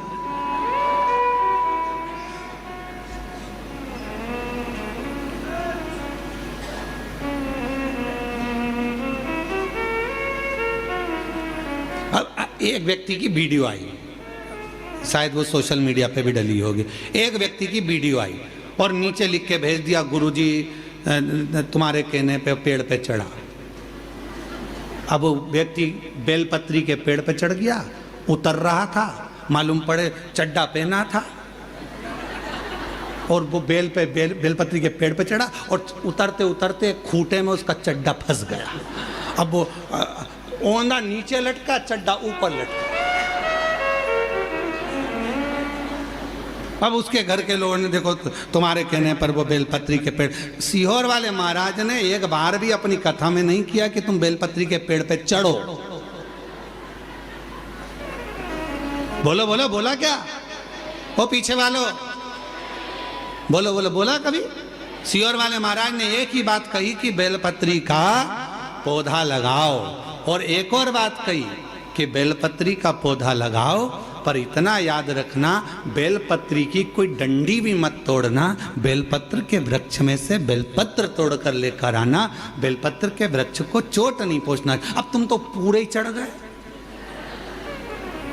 ऊपर।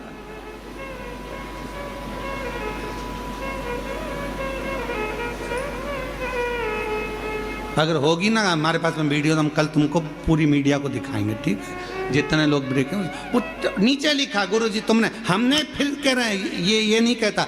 आजकल सीहोर वाले गुरुजी की वॉइस कैच करी जाती है और गुरुजी जैसा बोलते हैं तो गुरुजी का तो फोटो लगा दिया जाता है। वो कौन सा जमाना है रे? AI का जमाना।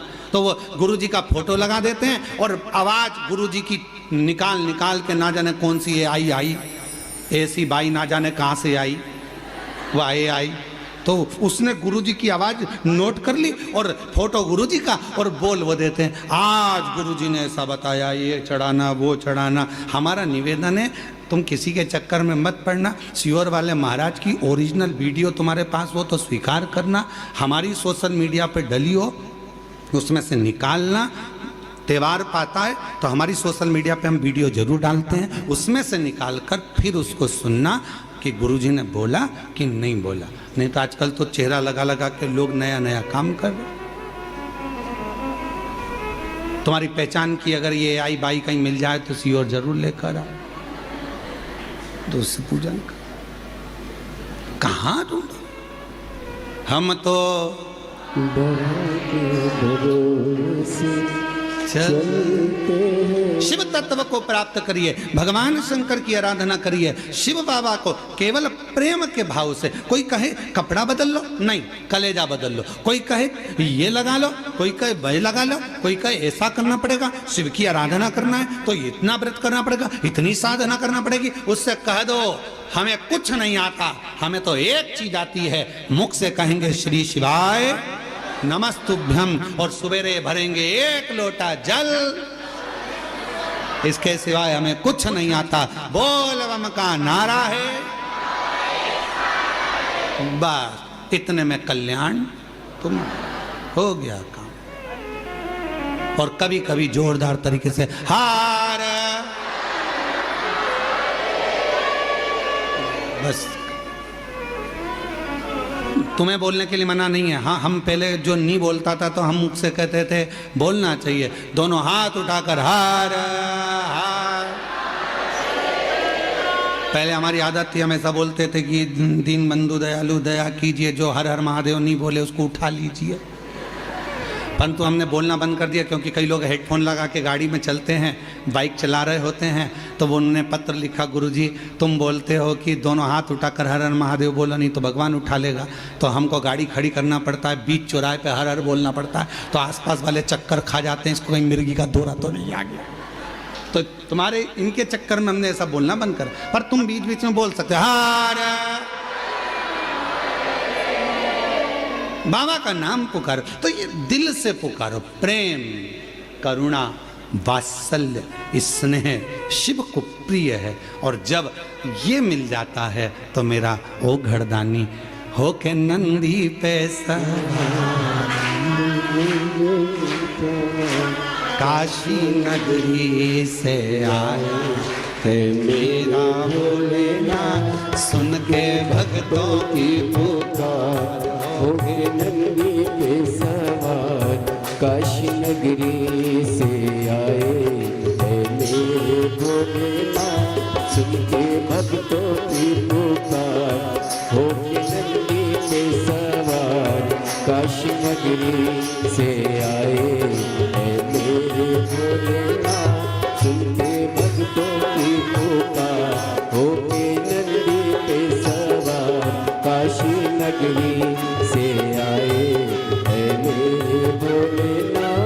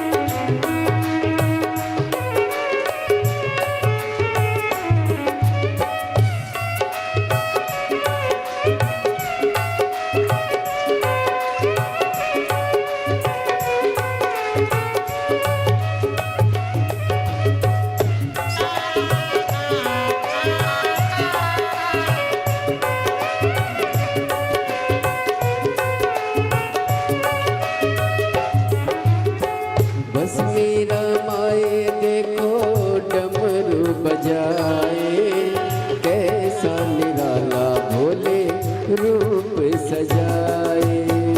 बस मेरा माए देखो डमरू बजाए, कैसा निराला भोले रूप सजाए।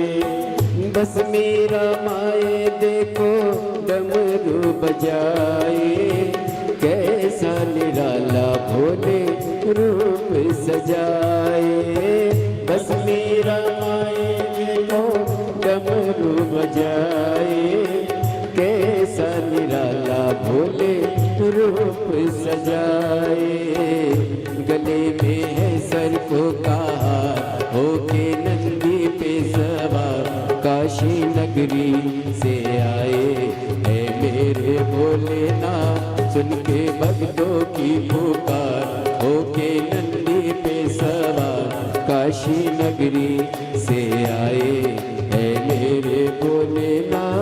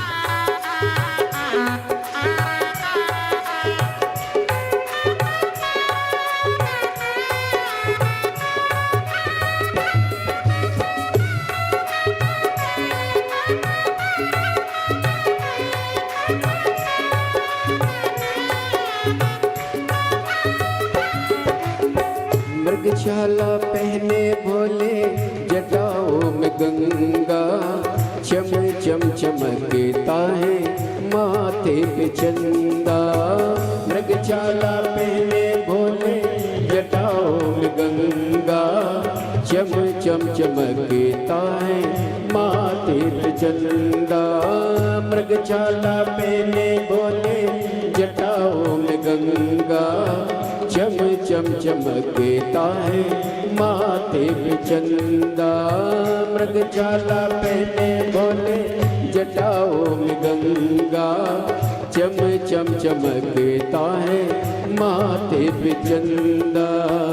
ओ गौरा मैया करे सिंगार होके नंदी पे सवार काशी नगरी से आए है मेरे भोलेनाथ सुन के भक्तों की पुकार होके नंदी पे सवार काशी नगरी से आए है मेरे भोलेनाथ।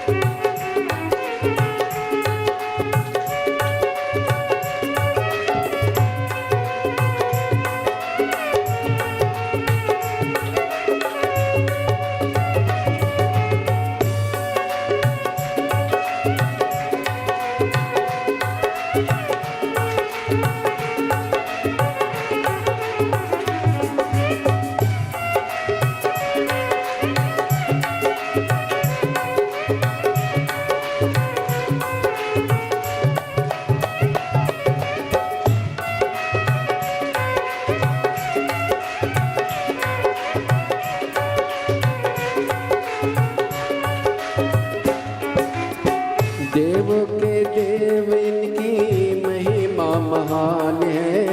भोले भक्तों के ये तो भोले भगवान है।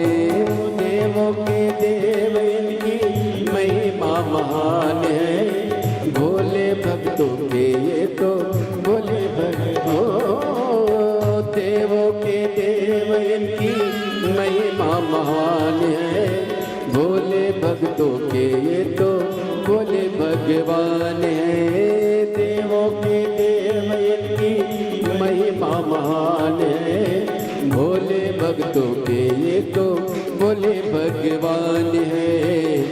करने भक्तों का उद्धार होके नंदी पे सवार काशी नगरी से आए है मेरे मेरे भोलेनाथ सुन के भक्तों की पुकार होके नंदी पे सवार काशी नगरी से आए है मेरे भोलेनाथ।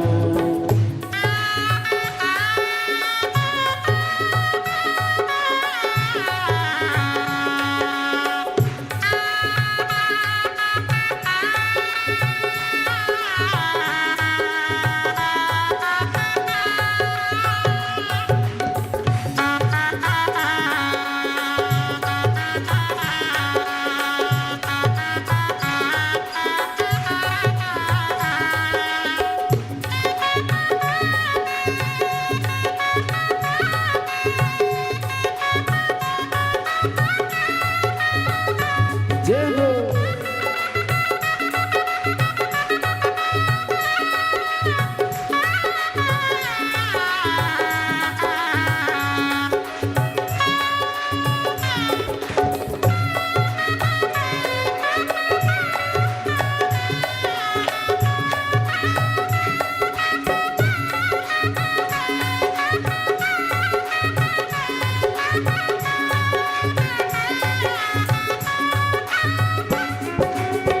बस मेरा माए देखो डमरू बजाए कैसा निराला भोले रूप सजाए।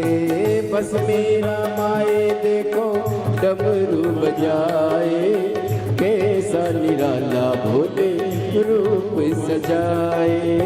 बस मेरा माए देखो डमरू बजाए कैसा निराला भोले रूप सजाए।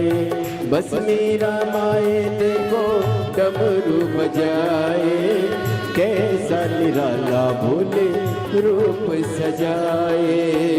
गले में है सर्प का होके नंदी पे सवार काशी नगरी से आए है मेरे भोलेनाथ सुन के भक्तों की पुकार होके नंदी पे सवार काशी नगरी से आए है मेरे भोलेनाथ सुन के भक्तों की पुकार होके नंदी पे सवार काशी नगरी से आए है मेरे भोलेनाथ सुन के भक्तों की पुकार होके नंदी पे सवार काशी नगरी से आए है मेरे भोलेनाथ।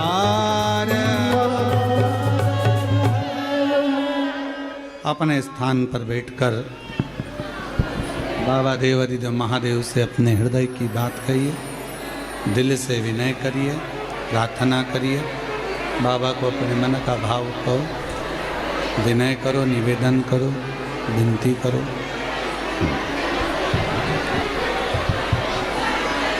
भाव से बाबा को, अपने हृदय से बाबा को प्रार्थना करिए। जहाँ जगह मिले वहाँ बैठ जाओ। कंकर शंकर की भूमि है, बड़ी कृपा कर कर बाबा ने आपको यहाँ बुलाया है।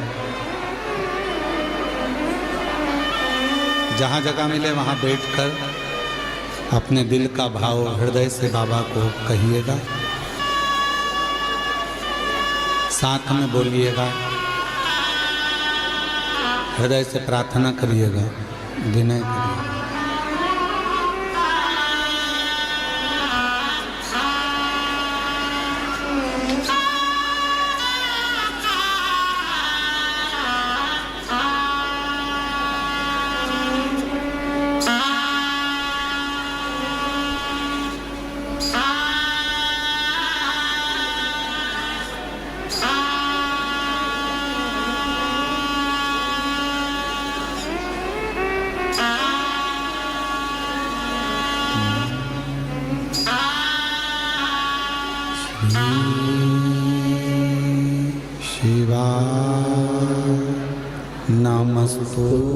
नमस्तुभ्यं श्री शिवाय नमस्तुभ्यं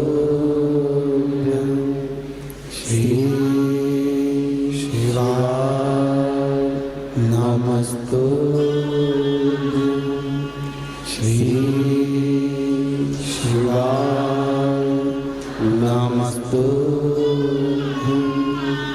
श्री शिवाय नमस्तु भोला सब दुख काटो ओ भोला सब दुख काटो शिव शंकर जपू तेरी माला भोले बाबा जपू तेरी माला भोला सब दुख काटो मारा ओ भोला सब दुख काटो वैश्य मंगल मंगलकारी वैश्य मंगल मंगलकारी शमशान वासी हमारा शमशान वासी हमारा ओ भोला सब दुख काटो मारा ओ भोला सब दुख काटो मारा।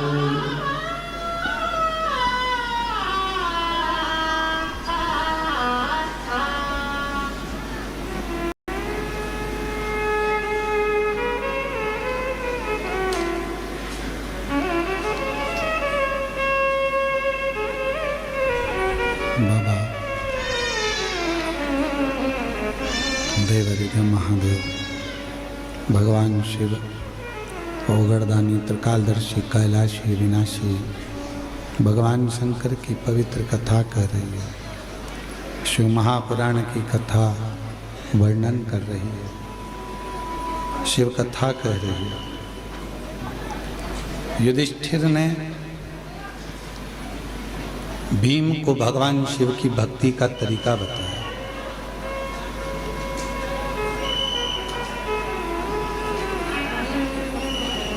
और दुनिया का सबसे सुंदर शिव को पाने का अगर कोई तरीका है तो वो एक लोटा जल। हृदय से भाव से प्रार्थना कर कर निवेदन कर कर विनय कर कर विनती कर कर बाबा को कहे।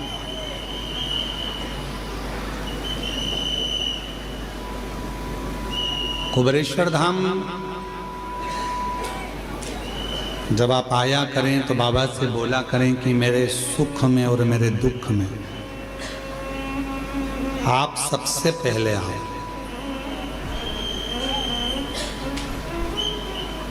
क्यों? सुख में अगर भगवान आएंगे पहले और दुख में पहले आएंगे तो दोनों में लाभ आपका है। सुख में आएगा मेरा शंभु मेरा त्रिकालदर्शी कैलाशी अविनाशी तो आनंद पाएगा, और दुख में अगर भगवान शिव पहले आ गए तो फिर दुख वहां रह नहीं सकता, दुख वहां रहेगा ना। ऐसा प्रसंग शिव महापुराण में आता है कि जब दक्ष प्रजापति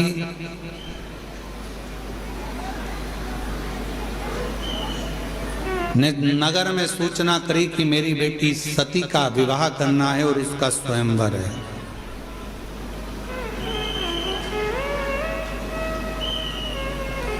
सती का स्वयंवर।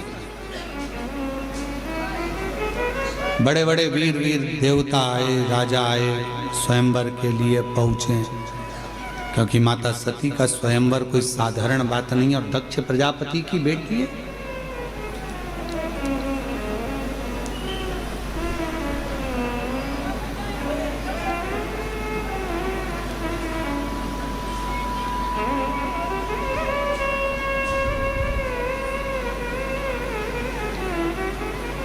सबको पत्र गया, सबको निमंत्रण गया, पर मेरे देवाधिदेव महादेव के यहाँ ना तो कोई पत्र गया ना कोई निमंत्रण गया।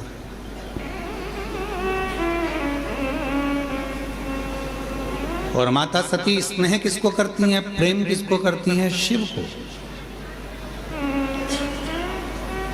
ये संसार की रीति रही है। कल भी कथा में कहा था कि लोग दूर वालों से फोन लगाकर पूछते हैं तुम कैसे हो,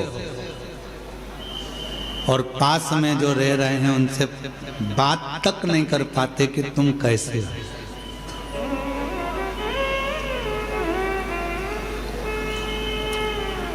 ये दुनिया की रीत है, किसी एक की रीत नहीं है, ये दुनिया की रीत है। दूसरों से जरूर पूछा जाता है आप कैसे हो, कैसे हो, कैसे हो, पर जो घर में रह रहा है, घर में जो निवास कर रहा है, प्रेशर खोलो बक्सों का, घर में जो निवास कर रहा है, जो रह रहा है, उससे पूछा ही नहीं जाता कि तुम कैसे हो। उसके मन की दशा क्या है, उसके मन का भाव क्या है।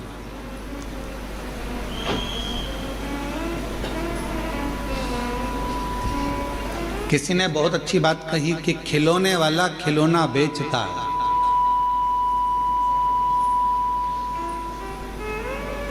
खिलौने वाला खिलौना बेचता है और पूरे गांव के लोगों को, गांव के बच्चों को खुशियां दे देता है।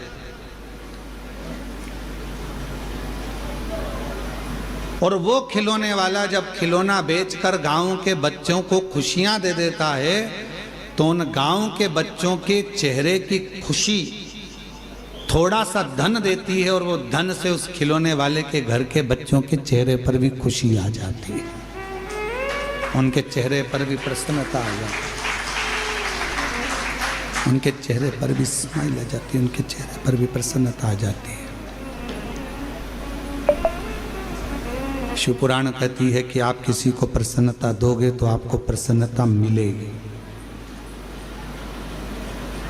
आप किसी को अच्छा दोगे तो आपको अच्छा मिलेगा। और गाली देकर देख लो, गाली भी मिलेगी और बोनस भी मिलेगा।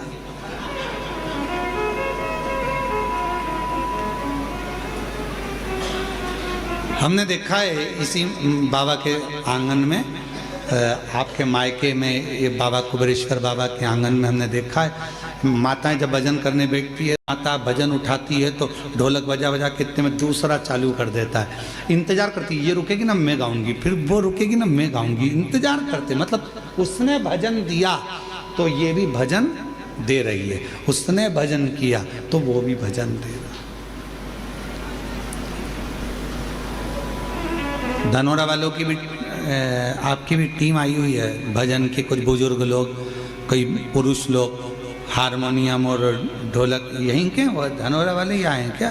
कि कल कोई दूसरी टीम गा रही थी, कोई बाहर से आए होंगे, कोई नीला नीला कुर्ता पहने हुए और बढ़िया चंदन लगाए, हारमोनियम, ढोलक और मंजीरे पे भगवान की विरल भक्ति भजन कर रहे थे। अंदर आवाज आ रही थी, हम बड़े प्रेम से सुन रहे थे। भजन दे रहे हो, भजन मिल रहा है, कीर्तन दे रहे हो, कीर्तन मिल रहा है, राम राम कह रहे हो, राम राम मिल रहा, गाली दोगे गाली मिलेगी, आप शब्द कहोगे आप शब्द मिलेगा, ताना दोगे ताना मिलेगा, जो तुम दे रहे हो वो तुम्हें प्राप्त होगा। अब माता सती ने विचार करा कि मेरे पिताजी ने सबको बुलाया पर मेरे पिताजी ने नहीं बुलाया, तो भगवान देवाधिदेव महादेव को नहीं बुलाया और मुझे तो विवाह उन्हीं से करना है, मुझे तो उन्हीं के साथ विवाह करना है, मेरा विवाह भगवान शंकर जी के साथ ही करना है। पर मेरे पिताजी ने तो बुलाया ही नहीं है, उनको निमंत्रण ही नहीं दिया है मेरे पिताजी ने तो देवाधिदेव महादेव को। और दक्ष प्रजापति ने नगर के शिल्पकारों को बुलाया जो मूर्ति बनाते थे,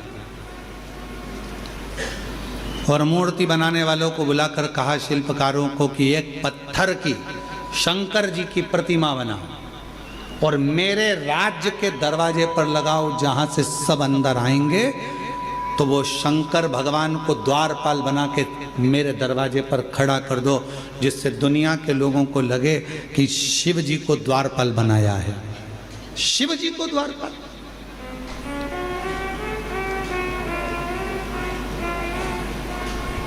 शिल्पकारों ने समझाया दक्ष प्रजापति को, ये क्या कर रहे हो, ये अच्छी बात नहीं है। भगवान देवादिदेव महादेव की मूर्ति बनाकर दरवाजे पर बिठा देना, ये कहाँ की रीति है।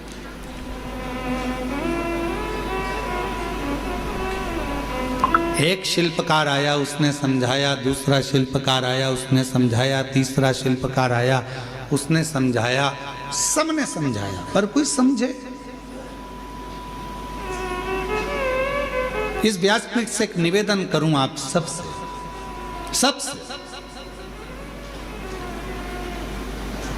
अगर यदि आप लोग अपनाएंगे तो कहना उत्तमता है, नहीं तो व्यर्थ बोलना और व्यर्थ बात को रखना ये तो श्रेष्ठता नहीं है। कर सकते हो क्या आप लोग जो हम बोलने जा रहे हैं? किसी के घर अब शादियों का सीजन चालू होगा और शादियों के सीजन में शादी जब होती है बड़े बड़े गार्डन में, बड़े बड़े गार्डन हैं, होटल हैं, धर्मशाला हैं, जहाँ विवाह होता है, जहाँ से लोग एंट्री करते हैं, अंदर प्रवेश करते हैं, वहीं पर अंदर आने की जगह पर भगवान की मूर्ति आजकल गार्डन वाले फिट कर देते हैं। बोलो सही है कि गलत है?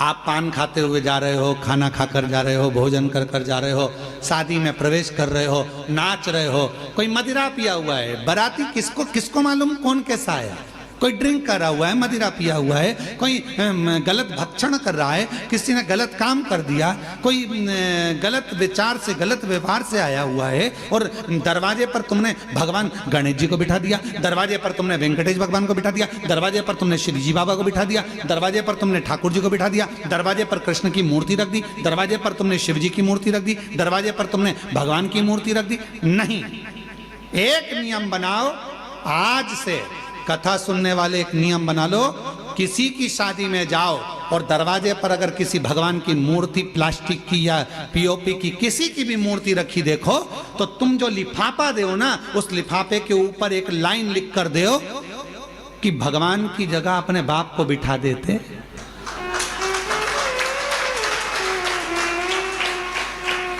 परमात्मा को दरवाजे पर तुम्हारी अगवानी करने के लिए बिठाया। यह सनातन धर्म है, यह हिंदू धर्म है, यह श्रेष्ठता नहीं है। हम अपने पिताजी को अंदर सोफे पर बिठाते हैं, हम अपने दादाजी को सोफे पर बिठाते हैं, हम अपने बुजुर्गों को अंदर घर में बिठाते हैं, आदर करने के लिए अंदर बिठा, और भगवान को तुमने दरवाजे पर लाकर बिठा दिया। कहीं गणेश जी रख दिए, कहीं किसी ने ये वाले देवता रख दिया, किसी ने वो वाले देवता रख दिए। किसी भी देवता को शादी की एंट्री में, शादी के प्रवेश में दरवाजे पर नहीं होना चाहिए। ना जाने कैसे कैसे लोग आते हैं, वहीं पान खाते, थूकते, वहीं दारू पीते, मदिरा पीते, निकल कर जाते, और हमारे देवता उनकी अगवानी करके लिए खड़े हैं। ये कौन सा है? ये श्रेष्ठता नहीं है, ये ठीक नहीं है। दरवाजे पर कोई देवता नहीं होना चाहिए। लिख दो लिफाफे के अंदर, अंकल जी हम आपकी शादी में आए थे, बेटे की शादी आपने करी, पर हमको अच्छा नहीं लगा, आपने भगवान को दरवाजे पर द्वारपाल बनाकर बिठा दिया, ये हमको ठीक नहीं लगा। जब 25-50 लिफाफों पर ये लिखा रहेगा तो अगली बार शादी करने वाला सबसे पहले कान पकड़ेगा और भगवान की मूर्ति को दरवाजे पर अगवानी करने के लिए द्वारपाल बनाकर नहीं बिठाएगा।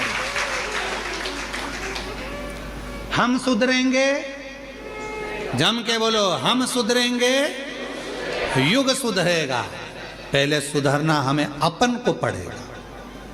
एक नियम, शादियां चालू होगी, 11 के दिन देव उठ जाएंगे, विवाह चालू हो जाएंगे। आप सब जितने आस्था चैनल पर कथा सुन रहे हो, जितने फेसबुक यूट्यूब पर कथा सुन रहे हो, जितने पंडाल में बैठकर कथा सुन रहे हो, बिना संकोच के कोई टेंशन मत लेना कि कोई क्या कहेगा। आग लगे बस्ती में, अपन रहो मस्ती में, क्या किसको रोइए, चादर तान के सोइए। तो अपने को टेंशन लेना नहीं, टेंशन दे के चलो पर लेके मत चलो। अपने को टेंशन नहीं लेना। लिफाफे पे लिख दो सबसे बड़े अक्षर में, आपके घर पर हम आए थे, शादी में होटल में आए, घर पर आए, दरवाजे के बीच में इधर से लोग निकल रहा है, इधर से लोग निकल रहा है, बीच में तुमने गणेश जी को रख दिया, ये अच्छी बात नहीं। शंकर जी को रख दिया, अच्छी बात नहीं। अयोध्या के राम जी को रख दिया, अच्छी बात नहीं। कृष्ण जी को रख दिया, बाकी बिहारी को रख दिया, ये अच्छी बात नहीं। ये हमें अच्छा नहीं लगा। लिख तो साहब, हमें अच्छा नहीं लगा। ये मूर्ति दरवाजे पर नहीं। अगर रखना ही है तो तुम्हारा दूल्हा दुल्हन का जो स्टेज बने, उस स्टेज के पीछे तुम भगवान को रखो तो तुम्हें आशीर्वाद प्रदान करेंगे, वर देंगे, दरवाजे पर नहीं।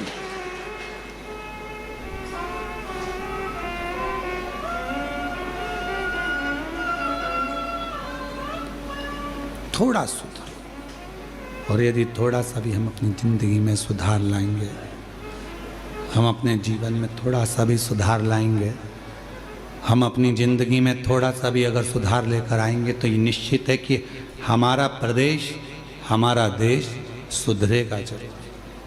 थोड़ा सा सुधार। क्या करा दक्ष प्रजापति ने? शिल्पकारों को बुलाया, और शिल्पकारों को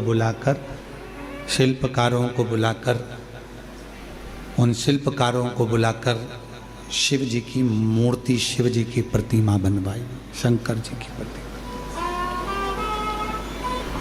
एक शिल्पकार ने समझाया, दो शिल्पकार ने समझाया, तीन ने समझाया दक्ष प्रजापति को कि यह मूर्ति बनाकर दरवाजे पर मत खड़ी कर। ये मूर्ति दरवाजे पर श्रेष्ठता नहीं देगी, मत खड़ी कर। दक्ष प्रजापति अगर अगवानी करने के लिए तूने द्वार पार भगवान को बना दिया, तो बाद में तुझे भुगतना पड़ेगा। जरा विचार करो कि दक्ष प्रजापति को कितना भोगना पड़ा। बकरे का सिर लगा था, शीश कट गया था। उसने शिल्पकारों को केवल एक ही बात कही थी कि मेरी बेटी का स्वयंवर है, मेरी बेटी का, और मेरा मन, मैं दरवाजे पर किसको खड़ा करूं? ये मेरा मन, मेरा राज्य, मेरा महल, मेरा नगर, मेरा मेरा मेरा मेरा मेरा करते रहे। और जब दक्ष प्रजापति का सिर कट गया तो बकरे का सिर लगाया। किसी ने पूछा किसका लगाओ, तो कि बकरे का लगाओ। क्यों? क्योंकि दक्ष प्रजापति कर रहा था कि मेरी बेटी का स्वयंवर, मेरा महल, मेरा नगर। बकरे का सिर लगा दो तो मैं करता रहेगा।